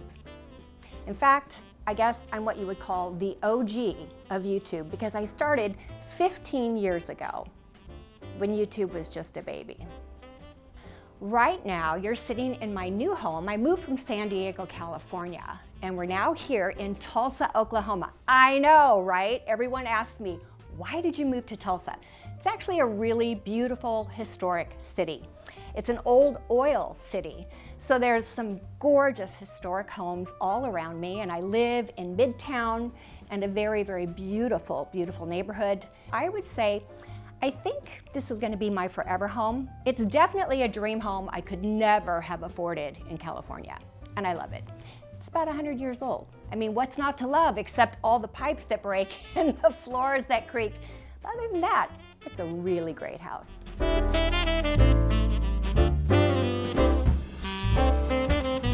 What better place to start than, of course, the entryway. Now, when I bought this house, I loved the historical aspect to it. What I didn't love was the staircase coming down and being right at the front door. I think it's maybe 8 feet away from the front door. And listen, guys, to me, that is not a grand entrance. For me, I like to be able to walk in and have some space between the door and the stairs. So then I had this single row of stairs, and I was like, okay, I know this is a Christmas decorating video, and I'm gonna get to that, but I do want you to know what I did in this entryway, because I think it's kind of brilliant. It's one of my little design principles that I use in a home. When a space is too small, what can you do? You can mirror it. Ah, that's what I did. Do you realize this is just a single staircase width? I think this is maybe 40 inches, 36 to 40 inches wide, but from the floor to the ceiling, from wall to wall, it is entirely covered in mirrors. Can I just say that was no easy feat? We had a local company here in town, Robinson Glass. It's very close to my first name too, my last name, so I thought that was a good choice. Amazing people. It turns out his wife is a fan of mine, and he's like, oh, I know who you are. So they came in, they did this. It took 6 men 5 days to cut and install this mirror. But what a huge difference it made. The other thing I did just this year, this was last year, okay? Last year's edition. And it makes my stairs look like they're twice as wide. So if you have a really narrow entryway or any room that feels really small, a hallway, think about doing mirrors. But here's the tip, here's the key, here's where the magic is. It must go to the ceiling and it must go to the floor. Now, in my case, I have this really tall 8-inch baseboard, very historic. I could not take it down. But I can tell you right here, you get this illusion. Had I been able to get rid of this, this stair would have looked like it went all the way across. So do that in your home if you have the chance. Even if you have crown molding, get rid of it on that wall, fix it in the corners, and take it to the ceiling wall to wall. So the other thing I did is I had painted out the crown molding all around this room. This right here is part of the stairwell that goes up across the top. That has all been painted out. The treads right here, I left in the stain, but wait, is it treads? Wait, it's the steps and the treads. Anyway, you know what I'm talking about. This part is painted. This part remains stained. Then I kept the newel post here in the stained version. I actually had them sand down that really dark stain and put a gray glaze over the top just to sort of take away all the yellow and orangey color. They did that on the handrail, but then the pickets on the side over here have all been painted out white. Now I realize, you guys, you know, I have a YouTube channel and I have over 1 million subscribers on my channel, and everybody loves to give me their opinion, and I want their opinion. I want your opinion. And I know that this is not everyone's taste, but I can tell you this, it's mine, because why? This year is a dreamy white Christmas. Meet the Johnsons. Yes, mother, father, little daughter, and little son, they came to my home just to Christmas carol. Oh, Christmas tree, oh, Christmas tree. Can you hear it? Or, here we go, a wassailing among the leaves. Okay, you know what I'm saying. Oh, so much harder to get up than it used to be. Anyway, I have done this amazing, incredible garland up the stairs where I bring it down to the bottom here. It actually touches the ground, and I swag it over this part here. Now I do what I call a moment. This is a moment. This right here is a swag. It's not a moment. You know, if your house is nothing but moments, it is one loud cacophony of sound. So we go to something basic and more plain here, and then we have a moment here, we have a moment here, we swag again, but this time it swags on this side here, and it goes over the railing and swags on that side. You know what that does? First off, I'm at the age that I need a hand railing. I cannot go down the stairs in heels without a hand railing anymore. So this still gives me, with this swag, it gives me the ability to still have a handrail as I go up my stairs. But what you're gonna see here is all the different ingredients. Now, I am not one to go to Costco and get a pre-made garland. If you do that, great. And if that's what you love, great. If you're looking for something that's more of a wow, then consider custom making your garlands, your stair railing, your fireplace mantle. And how you do that is you start with the base. Remember, the base is always going to be flocked this year. And then you add picks and sprays and all the different details that make up this absolutely yummy and gorgeous garland up the staircase. When it gets to the top, it goes across and across over here, and then I have everything plugged in at the top here. It runs down the post, under the door, and into my bedroom. And that's how we turn it on. And what do? We say, Alexa, turn off upstairs. Don't you just love her? She is far more obedient than my own children ever were. Alexa, turn on upstairs. Yeah. On this side, I have a very narrow sofa table, very simple here.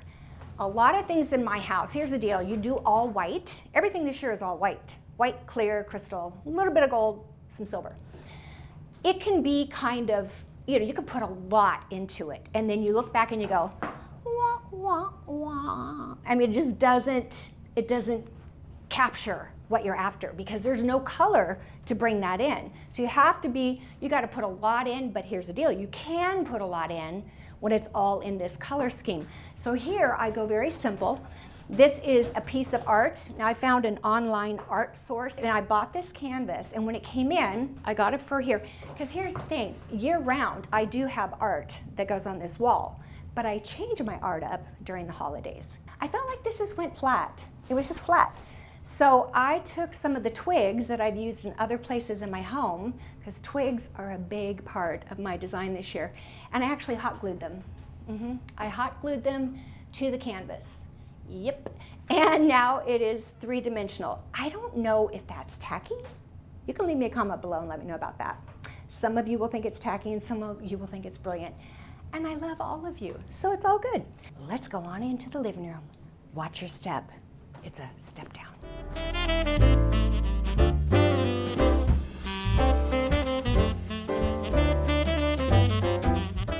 In this room, I gotta say, I think this room is such a study on symmetry. My house is way more simple, way more modern, and it's just like I can change it out so easily. That's why it's so perfect for me, because I have just these 4 white chairs that face each other. It's my favorite conversational arrangement where you can sit here and say, "So John, how was your day?" And John says, "It was crazy. You're not going to believe what happened today." And then Mary, well, you get the point, okay? So I've got these great chairs in here, super comfortable. In the center, I put a round coffee table, which is really great for this kind of setup. I will tell you, I have used this in my interior design practice in my clients' homes. You know, on YouTube, you can watch my YouTube videos. I have everything from a $5,000 IKEA makeover room, super budget friendly, to a $38 million oceanfront home and everything in between. With 600 videos, we got everything for you. So you'll see in some of my videos of the home tours, I will do the 4 chairs, but they actually do face each other, like perfect square, you know, these 2 and these 2. In my case, the room is not deep enough. Oh, can I just tell you, I should make a video on what to consider when you're buying a house. Because it's not till you move in that you realize, oh my gosh, every room is about 12 inches too narrow. Yeah, there's that. So mine are slightly angled each way, but it does make for great conversation. And of course, the focal point is the fireplace. I put in the center here this great deer bust. I'd love for you to meet Ralph. Hello, Ralph. Good to see you this year, man. And then what do you think about this? This is my broken mirrored Christmas tree that is the backdrop behind Ralph. I actually have a video on how to make this. I made this, yes. I got mirror and I took a hammer to it and I broke it, laid it out, and there's a whole video on how to do it. You should check that out. But this makes such a great backdrop. And again, remember, we are in Vail, Colorado. It's snow everywhere. Are you catching the vibe? I know it's great. Then I've got, again, a custom-made garland that goes all the way across, has a swag on both sides, a crescendo point in the middle, and then I do a moment over on the right and on the left. The best part about this garland and the design of it, I think, is not only that I'm reusing the same materials, the picks, the sprays, the garland pieces, the leaves, and the bejeweled pieces that are in here, and the twigs, but that I actually bring it down on both sides where you have like a skirt effect. A lot of times people will stop their garland right here, or maybe right here, or they bring it right here. I take it all the way to the floor and have it land almost like it was a skirt, like it had a train, like a bride's train, something like that. All right, on these 2 chairs, or 4 chairs, I have got this great faux fur pillows that I love. And then in the very center, again, Mary, Joseph, and baby Jesus. But I do want you to know, they are not the way they were when I bought them. They were completely antiqued, very old world looking. And this year, because I'm doing all white, and in this room, touches of black, I decided, you know what? How would you guys like a facelift? So I taped them off, started taping them off, and realized, oh, that's a big mistake. That's a lot of taping. Do you know what I did? I spray painted these in a high gloss white spray paint. But the best part, I was just trying to think, how in the world am I going to take Joseph and get his hair all individually taped off so I could spray it? And I thought, and you know what I came up with? And it worked. I took a paintbrush and I painted Vaseline on him, and painted the hound dog out of him. And when I was done, I took a Q-tip, and the paint where the Vaseline was came off. And voila, the faces, the feet, the hands, and of course, baby Jesus himself came out, and everything else is a high gloss white. Why was it so important to me to have a high gloss white? Because I believe in the principle of repeating a matter, of balancing out a room. So I have a really great guy over here. His name is Studley. And then I have 2 friends over here I want you to meet. And what are they? They are high gloss white paint. Do you see it? It goes from here to there.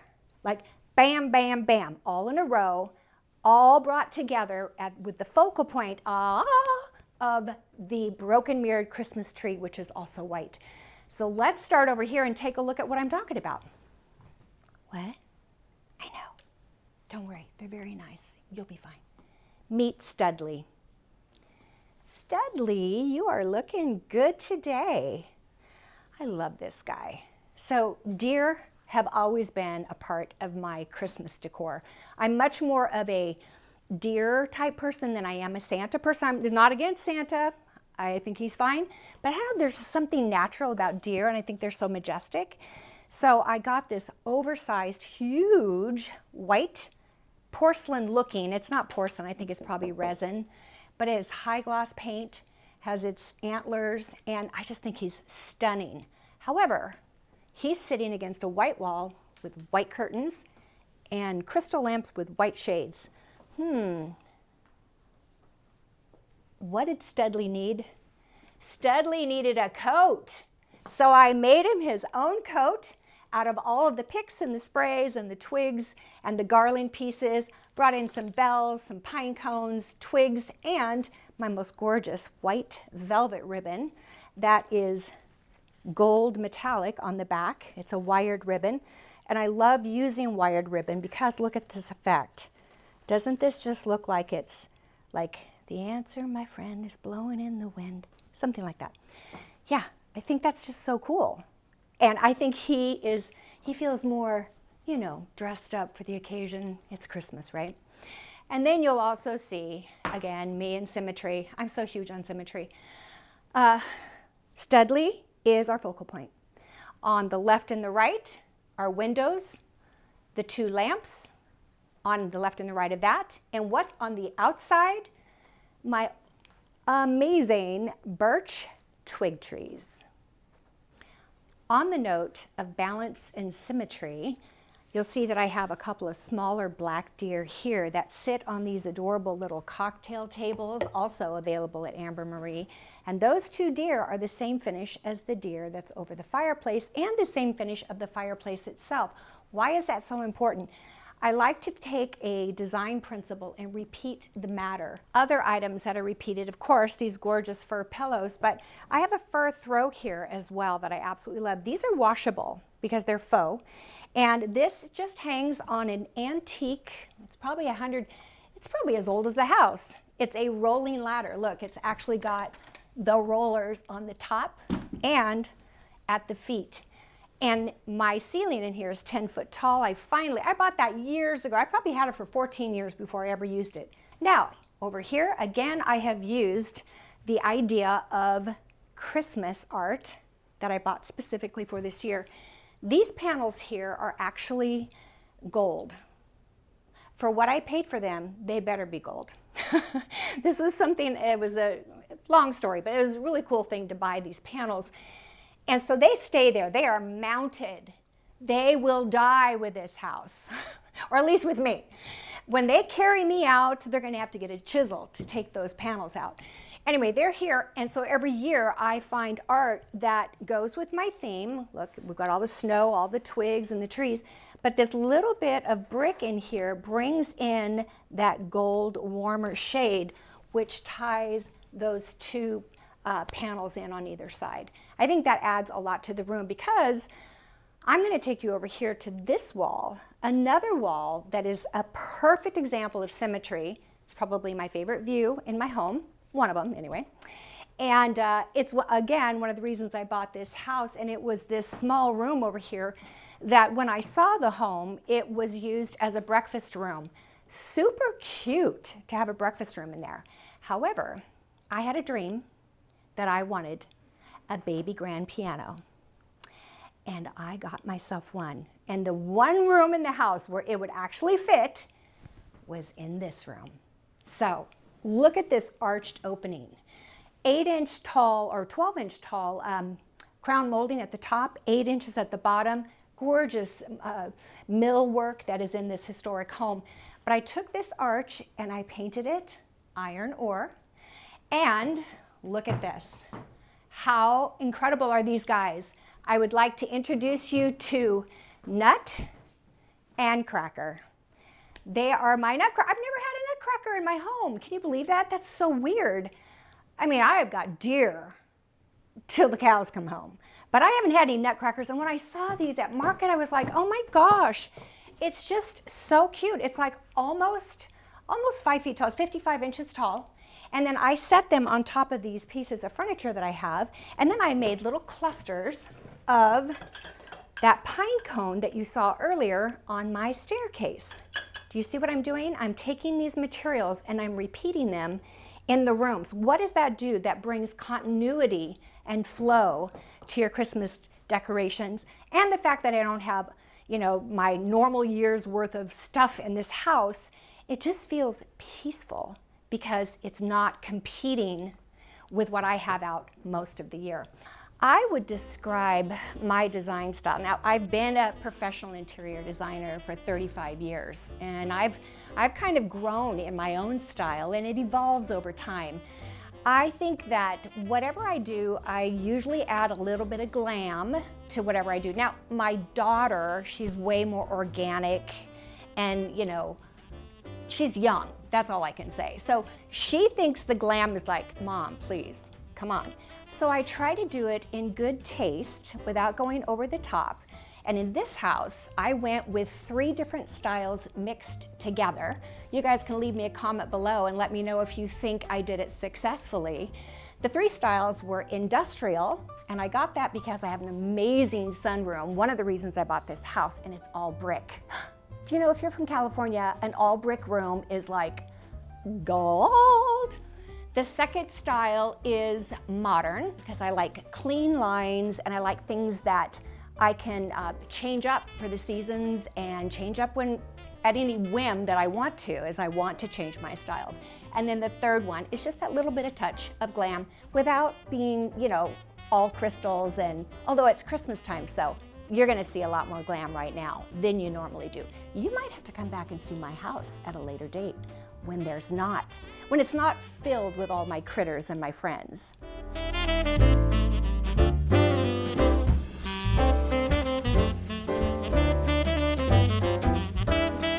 You might be interested in knowing that I do have a guest pianist this year. His name is Bruce. How you doing, Brucey? You are such a good guy, and I'm so proud of you for taking those piano lessons this year. Gosh darn it, you're amazing. And I see that you brought your son. He's growing up, he's doing good. So what I did was I used the bears that I had in my decor last Christmas. This is what I had in my sunroom. But this year, Bruce decided he wants to stay in the action. He doesn't want to be put away for another year. He wants to be part of it. So I was actually moving stuff around because I put this spectacular garland across the top of the windows here. Used this incredible black embossed, black, silver, and gold glittered embossed ribbon that's 4 inches wide. And look at these twigs. These twigs actually have the lights in the bottom of them, each one, and they randomly twinkle. So you put that in your base garland that I'm using everywhere else, the same picks and twigs that I've used throughout the other rooms, and it just brings it back into this room. I find that adding that touch of that black ribbon ties everything in together. And remember, in my living room, I showed you the black arched wall, the black fireplace, the black deer, all in a matte finish. Well, guess what? I actually had this piano custom made, and it is in a black matte finish. Apparently, that's kind of an unusual thing. I didn't know that. I've seen a bazillion black pianos in my day. You know that most of them are high gloss. So this one is a black matte, and I just love the finish. It just doesn't take itself too seriously. It's super sophisticated, but the glossy one is like a little more Liberace, and this is a little bit more Rebecca, I think. Yeah, so I have music themes on either side of these built-ins. I brought in my picks and sprays at the bottom here with Bruce Jr. They could have come up with another name for the baby, but there are a lot of juniors out there. There's balls in there, there's picks, there's battery operated lights. And then over here, this is a really cool, it's a nook and cranny. You know what I'm talking about? Raise your hand if you love yourself a nook and cranny, because I most certainly do. But it's always been challenging at Christmas time because it's tall. And what are you going to put in there? And it's shallow. Well, at market, I go to market. You asked me the question, how long does it take me to decorate? I want you to know that it takes me 2 weeks to decorate, but I plan for almost an entire year. So I was in market in Dallas in January, purchasing all of this, curating my collection for this year, and planning, design boards of each room, what it was going to look like. And I found this sphere. And if you have a place that's tall and skinny, I think actually I can't do that because we anchored it to the wall. That was smart. But look here, super cute skis with my garland. So you get the point in my design aesthetic, especially this year. I've gone heavy with the garlands, the picks and sprays. Do you know what a difference between a pick and a spray? I say it as though it's like common. Everybody knows what that is. No, they don't. So a pick, I wonder if I can do anything about it right now. How secure am I? Let's do this. Well, I'm very secure, but I'm asking how secure are these things? This right here, I'm going to take this thing apart. That's just how much you mean to me. Right here, this is a pick. And it's where you have, at least this is my understanding. If there's actually floral designers watching, I really apologize if I'm, obliterating your profession. I call this a pick. Why? It has one thing, one source. Now it has leaves that come out, right? So that is a pick, and that's something that you push into, and you'll see that I have it right here, and I have it right here, and I have it down here. And I often cut these apart and use them, sparingly. This is what some people would consider this a pick. I would consider this more a spray. A spray means it has more than one main body source. The other ones were leaves off of one pick. This still has one pokey point, but it has 3 different things. That's what I call a spray. Now, I hope y'all agree with that. Here's one. No, I can't take the whole thing apart. But I hope that helped, because I think I talk about these things as though y'all should know, and maybe you don't. So all I can say is it takes a lot more picks and sprays than you think. So if you go to the Amber Marie website, or you go to Hobby Lobby, or you go to Target or Pottery Barn, wherever you buy your Christmas decorations, and you see a pick, do not buy 6 picks. Don't buy 2 picks. Never buy less than 12 picks. First off, you may be buying it just for a garland, but I hope you can see I'm taking these picks and I'm running them through different decorations throughout the house, even so much as down here, Bruce Jr., he's got a little piece of garland, and look, he's got picks and sprays as well. He's got this really glittery silver leaf. He has this very soft, kind of lacy, icy leaf. And then he's got the garland, and then he's also got those bells in there too, as well as some balls tucked in there, and a little battery pack of lights.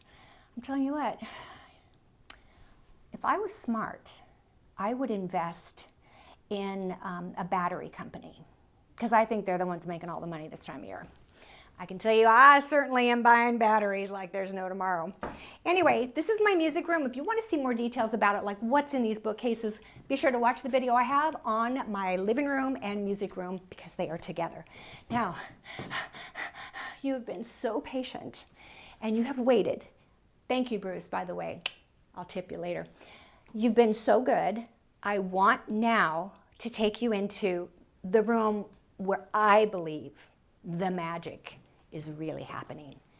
Let's go on into my sunroom, or shall we call it this for this time of year, my snow room.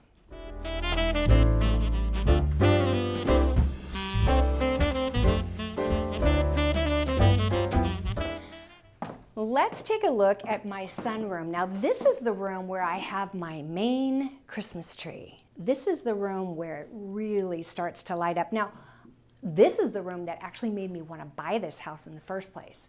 I've never had an all brick room before with 5 arched windows.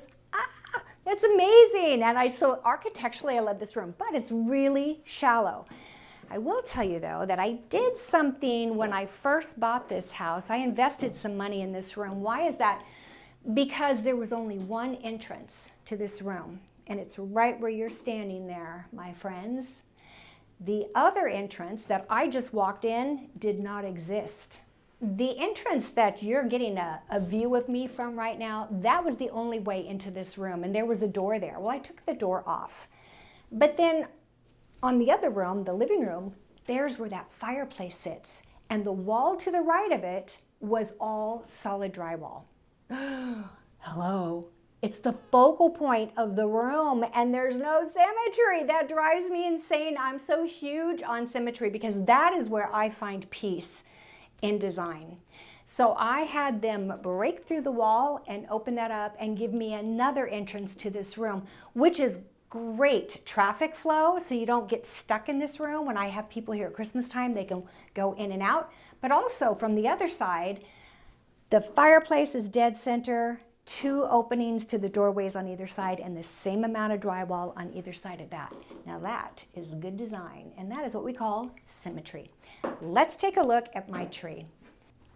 This became the perfect room for my big Christmas tree, and actually I do have about 11 people, believe it or not, because this is not a huge room, but all 11 of us, that's a lot of grandchildren too, we pack into this room. We have the tree filled with gifts, and we enjoy Christmas in this room. And I tell you what, if we're lucky enough, oh please Lord, to get snow this year at Christmas time, we get it every year. Depends on how long it stays, right? But we get it, not necessarily at Christmas. It usually comes for Valentine's Day, which is so weird. I mean, who does that? God, apparently. We're gonna have to go in there and talk to Mary, Joseph, and Jesus about that. All right, right here is my tree. You'll see that I've used the picks, the sprays. I have an architectural shape to this tree that starts with what I call my poinsettia bow. I do have a video on how to make this. This is actually a custom bow, and it's at the top of the tree that I made up probably 10 years ago, made up using leftover scraps of ribbon. I was trying to maximize my wired expensive ribbon, and I came up with this design and played around with it. I went, that kind of looks like a poinsettia. And since then, we've got a poinsettia bow. So that brings itself in and around. My basic philosophy on Christmas tree decorating is that if you can get a tree that has good spacing in between, I just put out a video just this year on how to pick out the perfect artificial Christmas tree. I went to market and I selected my top 5 trees. I explained to you why I like these particular trees, and they are shoppable on the Amber Marie website. So I know I keep saying that, but I just want you guys to know it's such a huge, connection that you can get your hands on these things. So the ribbon is brought through, it is sort of sweeping its way down and around. You'll see things like these gorgeous crystals that hang here, but I love a tree that has spacing and you can see through it. Now, a lot of people don't like that. A lot of people like trees that are super dense, and they basically ice the outer edge, or the outer, you know what I'm saying? They put icing on the cake, essentially, a cone cake, where all of your ornaments and balls and everything are on the outside. I don't do that. I take your eye. If you come here and you see this ball here, then your eye is going to see this one, and then it's going to see this one, and then it's going to see that one, and then it's going to look all the way through. Do you see back there to that one? It's the same thing on each level. Your eye goes deep into the tree. I take my balls so deep into the tree, into the trunk, that it creates magic. It's electrical. Now this year, I think I mentioned to you, or I'm about to mention it, I did not use spinners on my tree this year. I am known for spinners. People, in fact, people in Great Britain have figured out how to make spinners work in their country. Australia, I mean, we have an international audience, and they are just, everyone's crazy about spinners. I'm sorry I cannot show you what that is this year, but you can go to my channel and watch last year's Christmas series, the all-house walkthrough home tour. Yeah, from last year or the year before, and you will see spinners. You know what I'm talking about. They're amazing. You can get them for LED, and you can get them for traditional mini lights. So what you're going to see here is my idea that the way you add magic is through extra lights. And let me show you what I'm talking about. Alexa, turn off diamonds. Oh, this is how the Rebecca tree comes. It's actually called the Rebecca tree. This is how it comes. It's lit, very warm candlelight. That may be the theme. Maybe you're going really traditional. Maybe you want a creamy color look. I wanted a super white look, but I love the fact that the lights that come on these are frosted. So I added a row of my special diamond lights. Alexa, turn on diamonds. Booyah. You see the difference? And they twinkle very randomly. I just think those are so incredible. And you know, you can get them where, I'm not going to tell you again, I've said it so many times, but they're amazing, and I think that they just look so good. Let's look at this. Alexa, turn off tree. And that's what it looks like just with the diamond lights. So you have some options. Of course, mine is, you know, set to Alexa. Do you know that I put up a video yesterday where I'm demonstrating this, and I was watching it, and then I was watching before it went live, and when I said, Alexa, do this, my diamond lights went on. Gosh darn it, she is so obedient. I kind of like that without the yellow lights, don't you? What do you think? Leave me a comment below and let me know if you like that. All right, so this I think is fabulous. Now I use batting on the ground. I brought my sticks, my picks. Look at these twigs. They start coming out of the tree.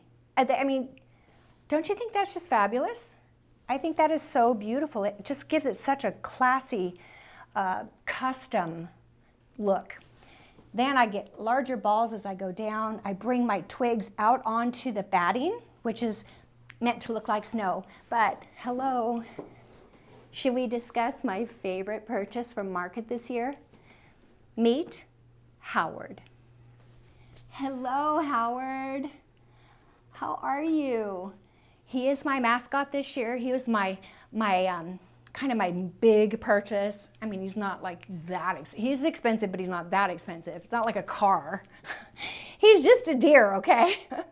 But I've always wanted to have, I do deer all the time. I had a bears last year, but nothing has been mechanical, or what do they call that? It is mechanical.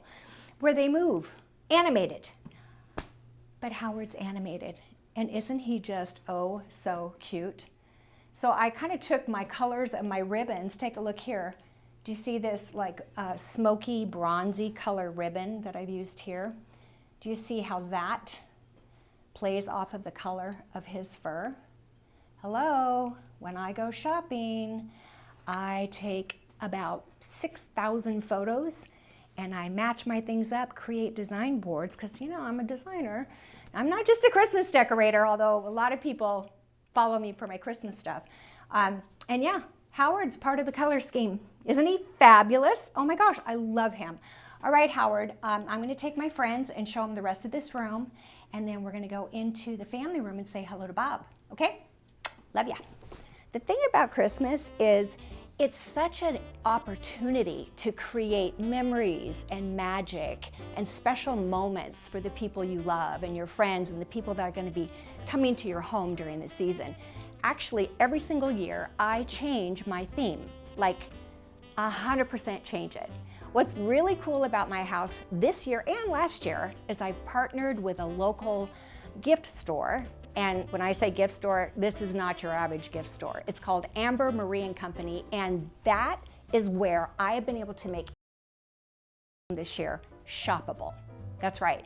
There are links to the Amber Marie website, and anything you see in this house, well, not my furniture, of course, for the most part, but my Christmas decor is all available should you find something that you just can't live without, which is exactly how I felt when I was in Dallas. Now, my mom was an amazing decorator. She never went into it professionally, but I give her the credit for everything that I do. I learned it all from my mother.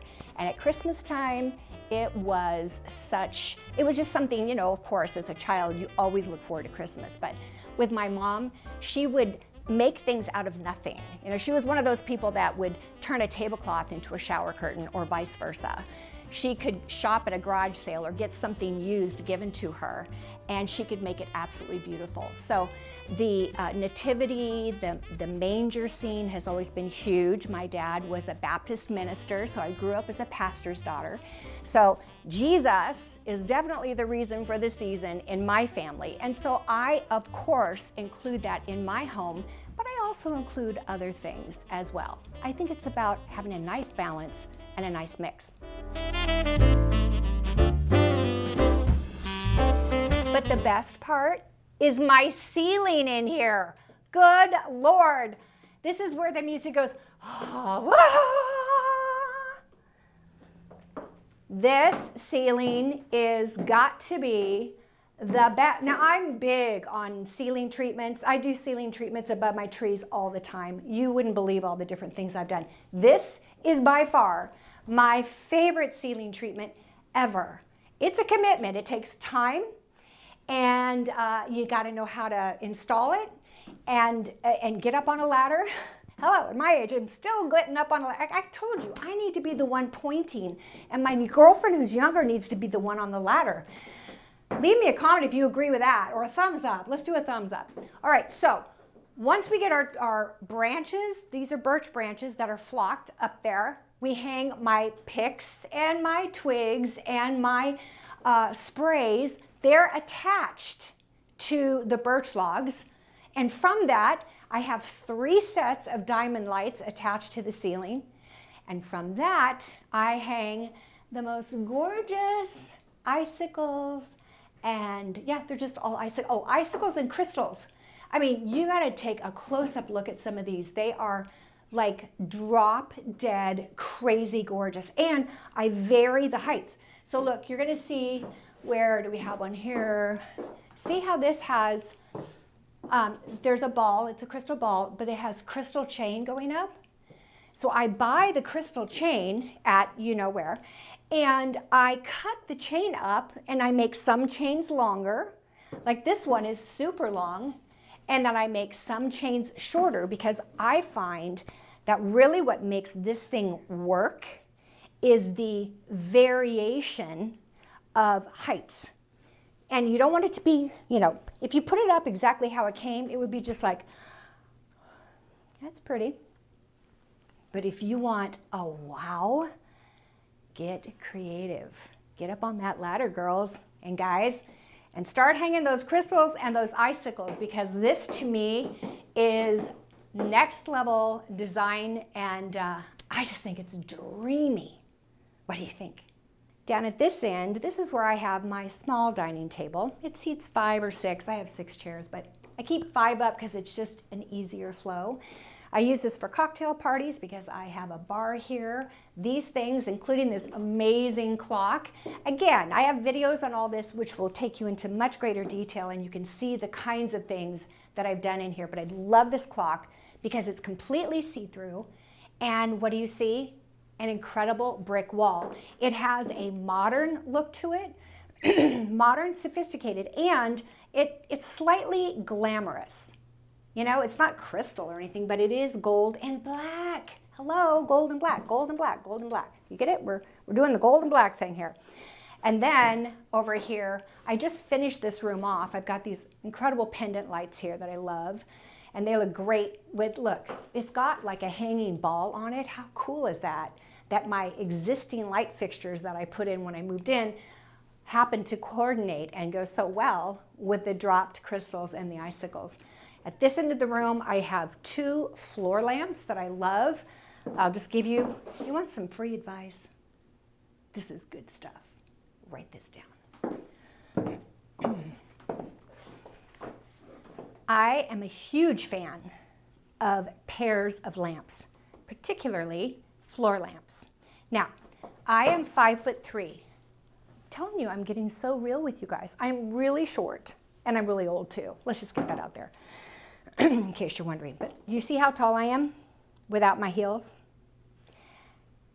Look how tall this lamp is. It's 72 inches tall. There's only one place that I know of consistently carries that tall of a floor lamp.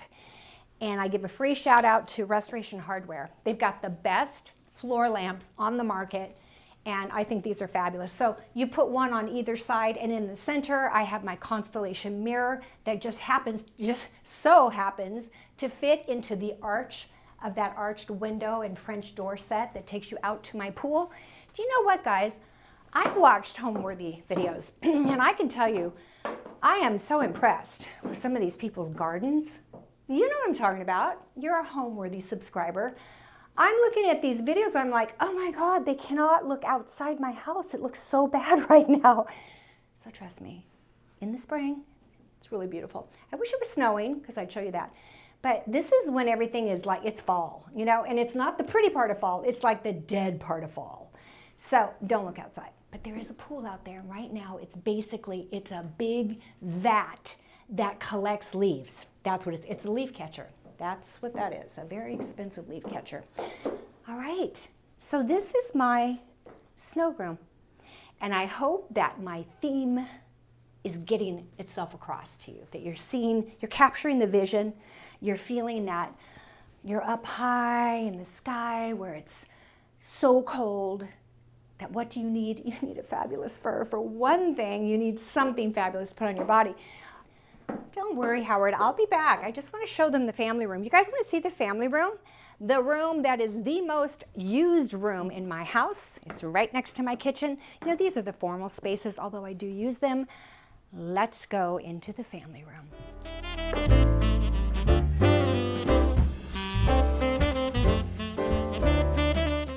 So far, what I've shown you is white, white, white, white, white, and some black, a little bit of gold, some silver, but a lot of white, a lot of crystal.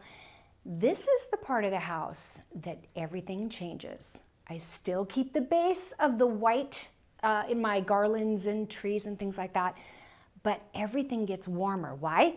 Because remember, we're creating an illusion. We're creating a magical, mythical dream of what Christmas could be and should be like, at least for me this year. And that side, I'm up in the snow. So here's what I'm gonna do. I just got off the ski lift. Probably didn't ski, way too old for that. Just got off the ski lift. I'm just praising God that I haven't broken anything. And I head on into my chalet, and I get by the fireplace, although the fireplace is in there, but just work with me. It's a dream, okay? It's a vision. Into this warm and cozy family room. So this room is where I spend most of my time. In fact, I have a little cozy nest I create right where you're sitting right now. It's my second sofa. This is a little bit of a challenging room. It's a small room. In fact, if I do the remodel I have intended to do, I'm going to make this my dining room, a formal dining room. Wouldn't that be great? But this for now is my family room. What I do love about it is a great first impression focal point wall on that wall, a great focal point wall here, and a great focal point wall here. Everything kind of goes awry as we go into the kitchen, but you know, you can't have a symmetrical wall on all walls, right? It's just too much of a good thing. So here's the good thing here. Remember, when we talk symmetry, you always have to have a single focal point. The focal point in here is my television. Oh, let me turn my art on, because you know what this is? It's a frame TV. Architecturally, what I love about this room is that 3 of the 4 walls are actually very symmetrical. I think I've mentioned already, I am a sucker for symmetry. So on this wall, I have the same amount of drywall on the outsides, 2 windows that match, and a solid section in the center. What did I do? I created a focal point, your very first impression when you walk in the room through that arched opening. My frame TV is behind me, and it always has a piece of art on it, so it looks great, and I change it for the seasons. Then I have window treatments on either side of that for the windows, and 2 Christmas trees. Oh, I know, right? I've never actually had an official Christmas tree in here before. I've had little twig trees, but that's not official. These are 2 flocked skinny trees. They're called the Becky. Remember when I told you my name is Rebecca, but when I'm in trouble, I get called Becky? People have been mad at me for losing so much weight. I'm like, you know what, girl? I'm going to name a tree after me. These are the Becky trees. Anyway, I do love these trees. Now, they're very different from my sunroom. Why is that? Well, because these are dense. Remember how I said I love a tree where you can see all the way through?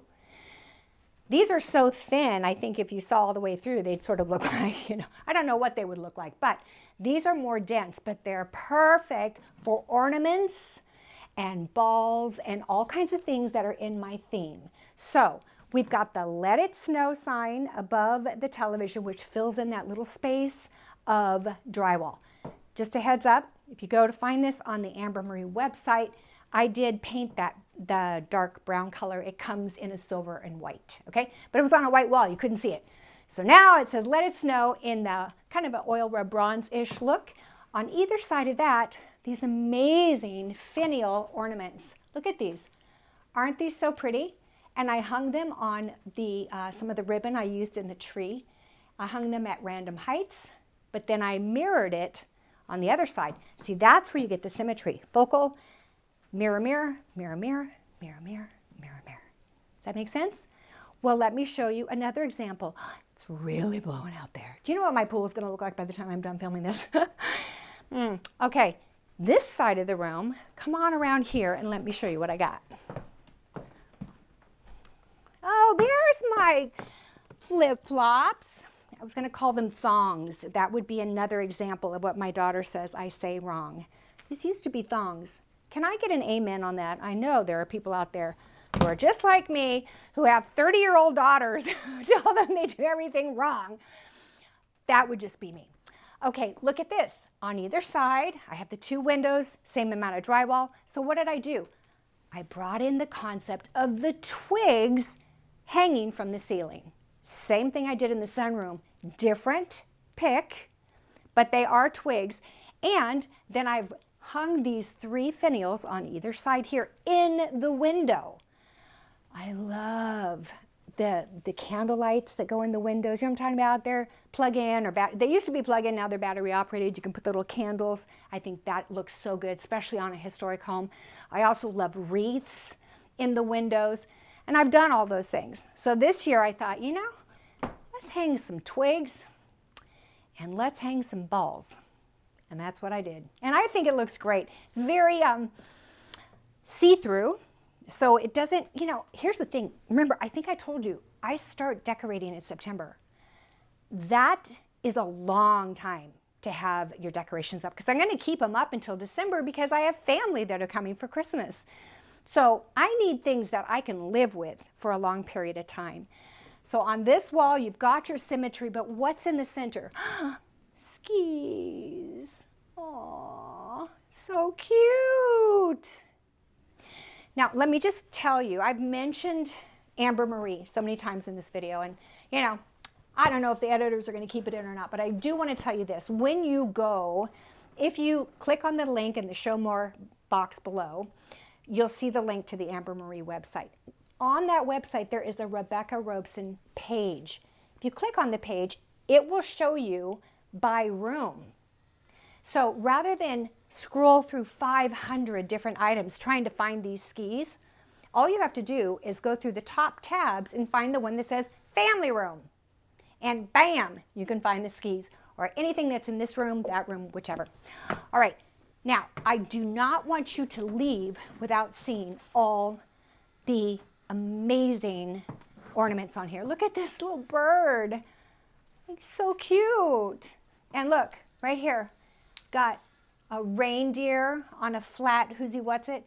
I've got these skis that come out on either side like, oh, skis. Look at this garland. It's a rope garland with like little acorns that are painted gold. Oh, it's so cute, very organic looking. Then we've got a smattering of 3 different styles of sleds. I love that. Oh, where is, okay, some of my favorites. Where is it? Where is it? Oh, love this pine cone. Look at this pine cone. Isn't that amazing? I think that's so gorgeous. Look at this. This, my friend, is a pocket watch. Not kidding. And it works. I think when I saw this at market, I'm like, oh, I have to get that. That is the cutest thing. I've never seen it. And it kind of reminds me, you know, like you're out on the slopes. You need to check the time so you know you get home in time for the hot chocolate. You'd need one of these.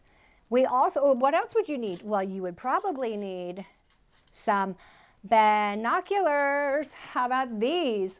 Oh my gosh, and you can actually look through them. They are adorable, like miniature binoculars.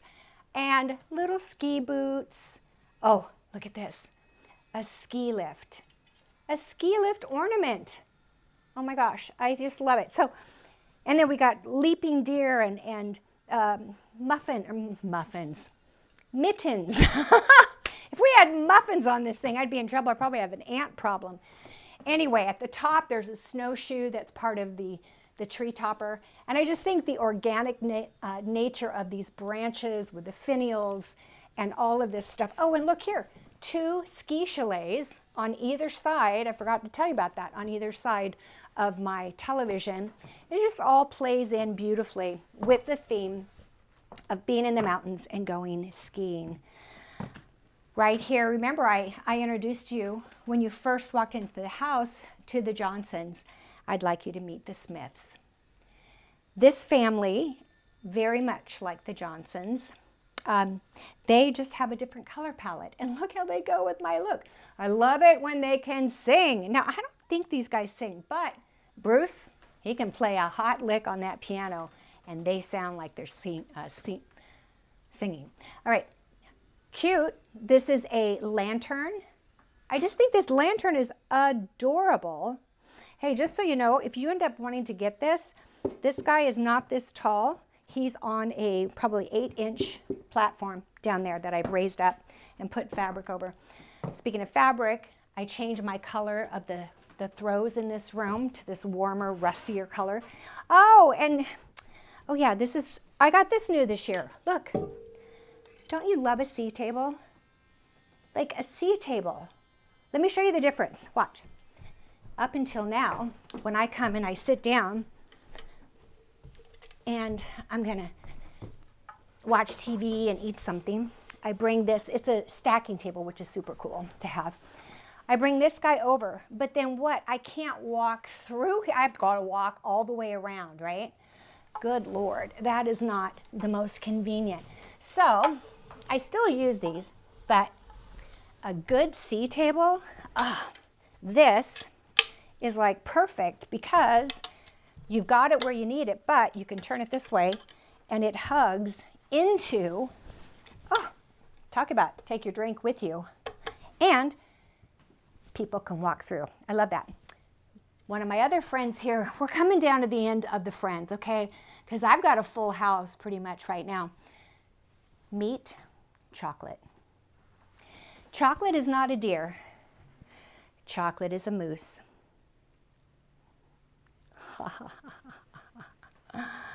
Love him.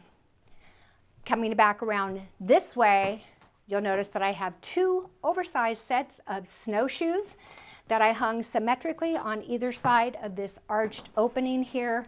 I think they look really cute. I stuck one of my picks. Look, remember, this is the pick I showed you. Dun, da, da, da. And it's brought into this room as well. And then I got a piece of art here that happens to be a skier. Perfect. Now are you guys hungry? I kind of am. But then I don't cook, so that's a problem. But I do keep a phone in there, and I could call Uber Eats. I think I'm gonna do that. Would you like to see my kitchen? Let's go in and take a look.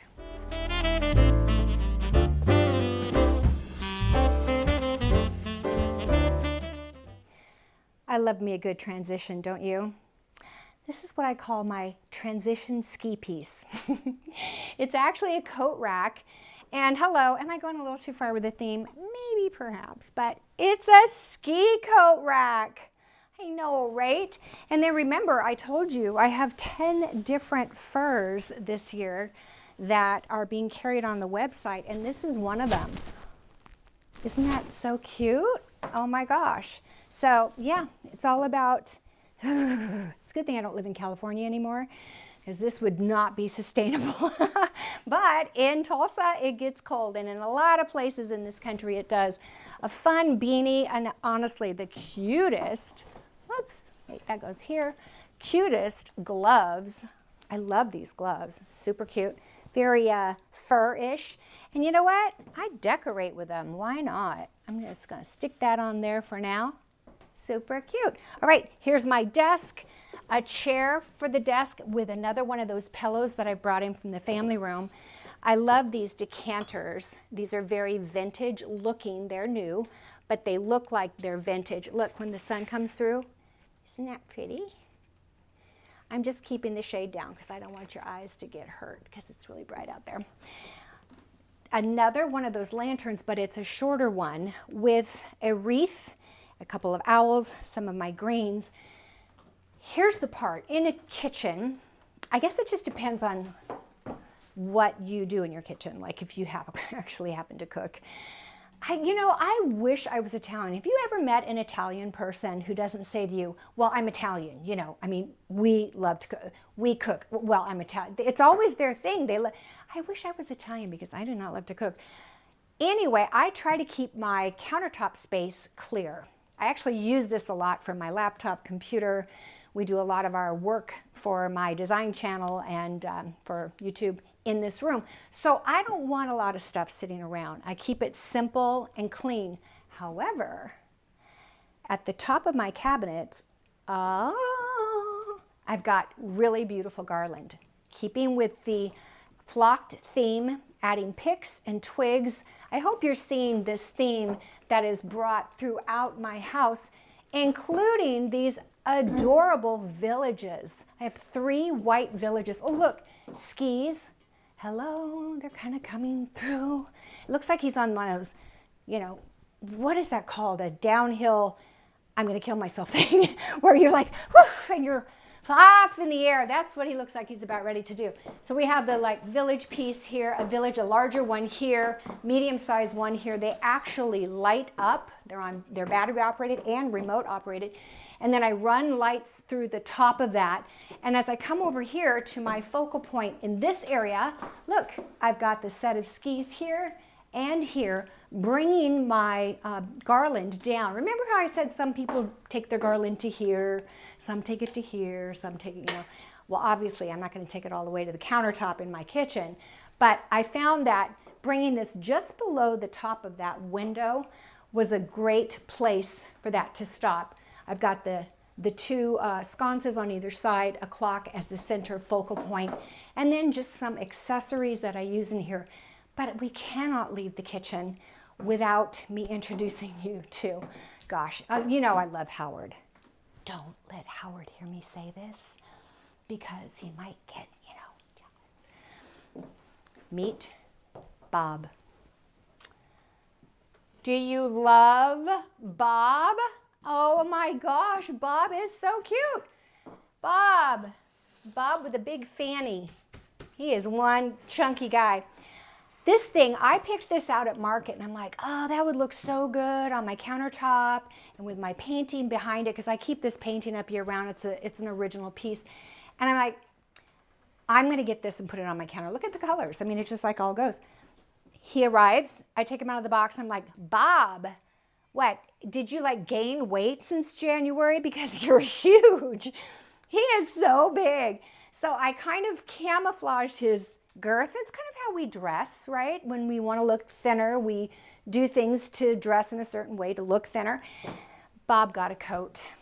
His is kind of more of a shawl, but yeah. And he loves being here. He watches over all of the Rebecca Robeson YouTube channel and everything that we do, our website. He is our mascot. Love him. And I added some bells to him. Look at this fun ribbon. Super cute. All right. So that is, that's like the Reader's Digest version of my kitchen, because I feel like I'm talking a lot. Am I talking too much? Do not leave me a comment about that.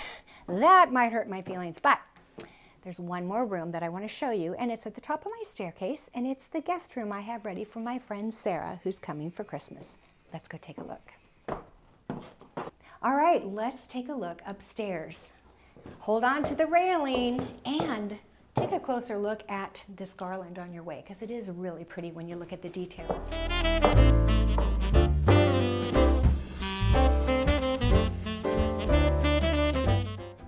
At the top of my staircase, I have 4 doors. Of course, a huge mirror here, which, by the way, have I mentioned, it's a great way to check yourself out on the way to the door. Like, should you turn around and go back upstairs, or should you go ahead and answer the door? I'm just saying. But up here, I have a guest room here, and then this nice little landing here. Here's a piece of my Christmas art. Now, don't look too closely at this Christmas art, and here's the reason why. Because I hung it sideways. I didn't like it horizontal. It needed to be a vertical. It's a vertical space. And I'm just hoping, I'm just telling you because, we're like this. And I can share these things with you. But don't be afraid to turn your art sideways, especially when it's kind of impressionistic like this. Like, it isn't really, it's actually more realistic, but it's just snow and twigs. And I figure people will be rushing past this into the next room, and maybe they won't notice, so shh, don't tell anyone. All right, up here I have this great Restoration Hardware bench. It's all leather. I love the fact that it's floating. Oh, look at me, now I'm being an interior designer rather than Christmas, but I love this floating base. It steps in, so it gives that floating appeal. Very soft gray leather, and the base is brass. That brings in that little bit of glam look that I like so much. Hello. This is a sneak peek into my bedroom, my primary bedroom and retreat, which unfortunately I'm not going to be able to show you today. I reserved my primary bedroom and retreat as an exclusive video just for my online audience, not YouTube, but on the design sessions. If this is something, if you want to see my bedroom, go to my channel, you can check it out and you can find out how. But anyway, this pillow, love this. Look at this, like sheepskin. Is this sheepskin? What is this called? Anybody know? Shearer's wool or Tibetan wool. Maybe that's it, I think. Yeah, and then this is like mink, but they're all fake. Don't you love that?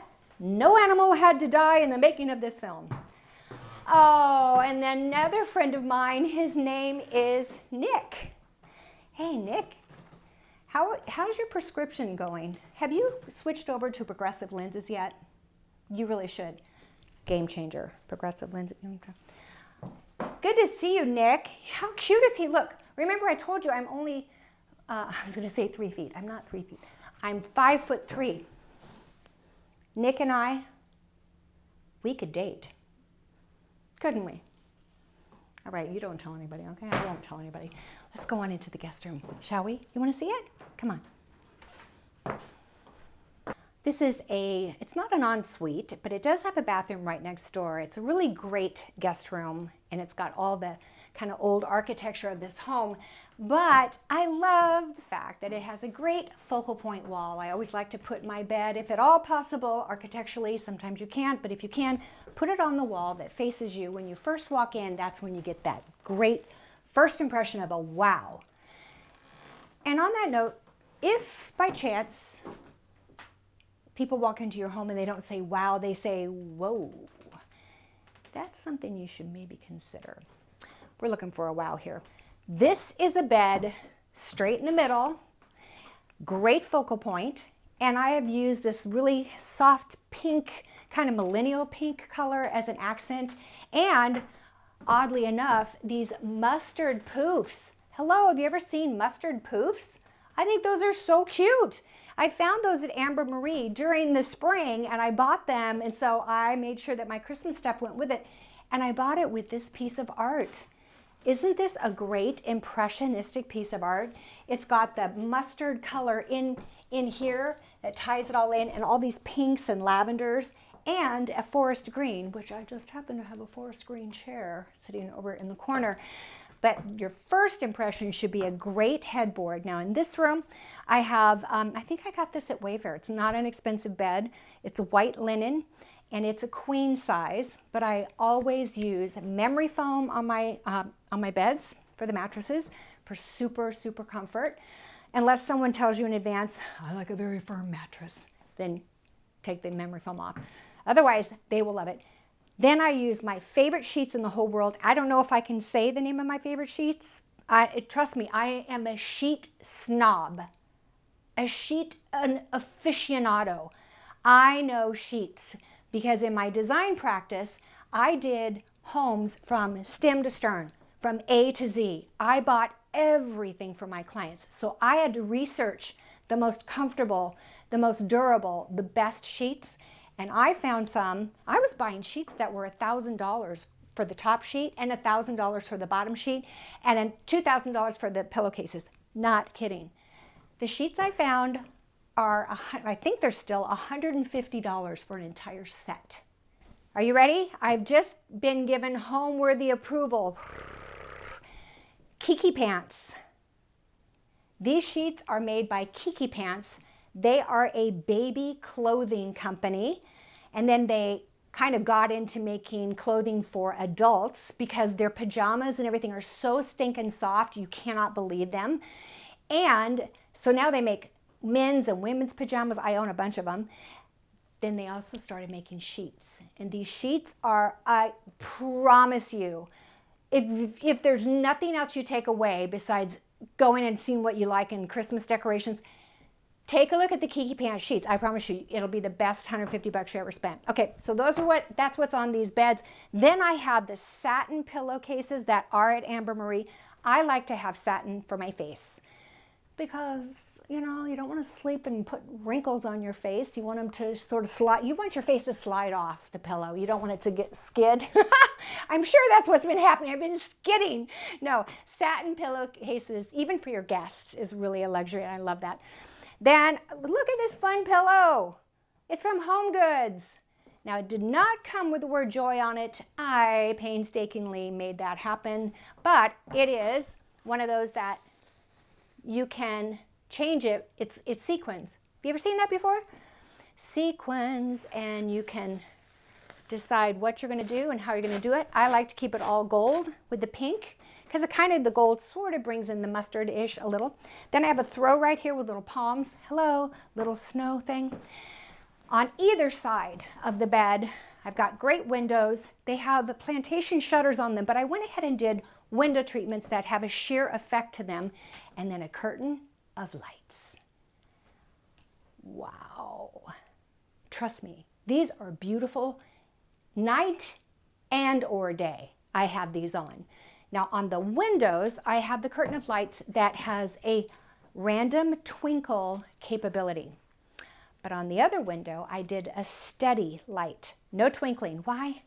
Because sometimes you just need to have like calm over here while you have action over there. You know what I'm talking about? It's like, That's what I did with the window treatments.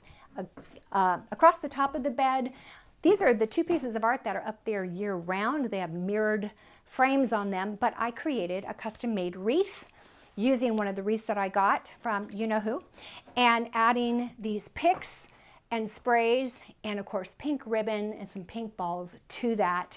Then I've got the Tibetan throw right here. Remember I showed you that pillow? Well, look, I've got the throw here on the bed. So do you see all this white, white, white?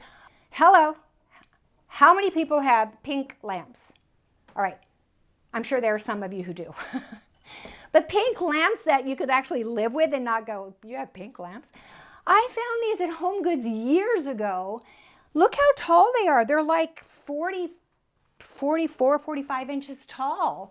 The scale is so great next to this high headboard. And then I've got miniature versions of Nut and Cracker that have come up here to, keep the guests situated. Oh, I forgot to turn my candles on. These are my snowball candles. I just think these are so cute.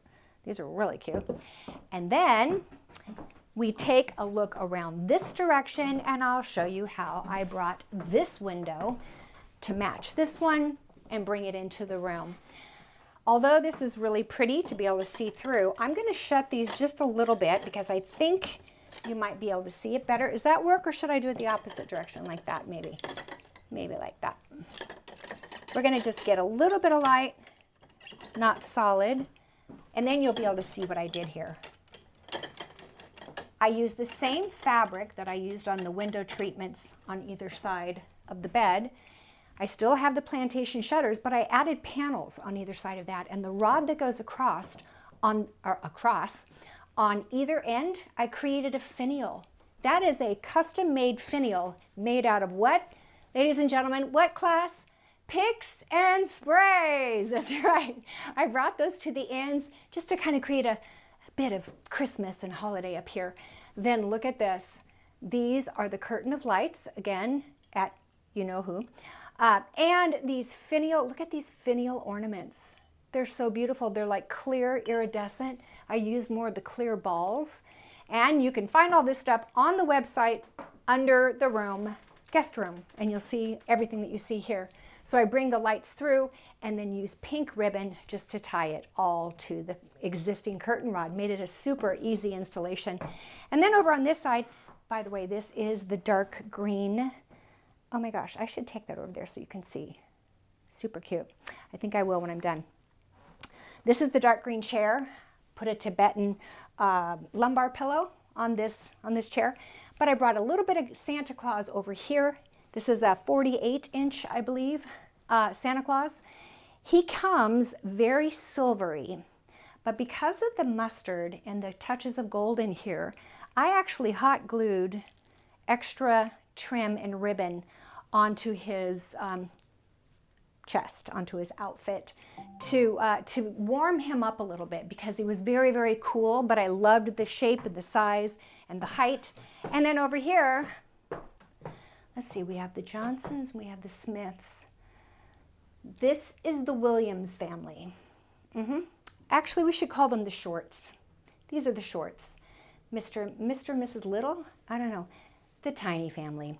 Little people that are carolers, but they've got a ride.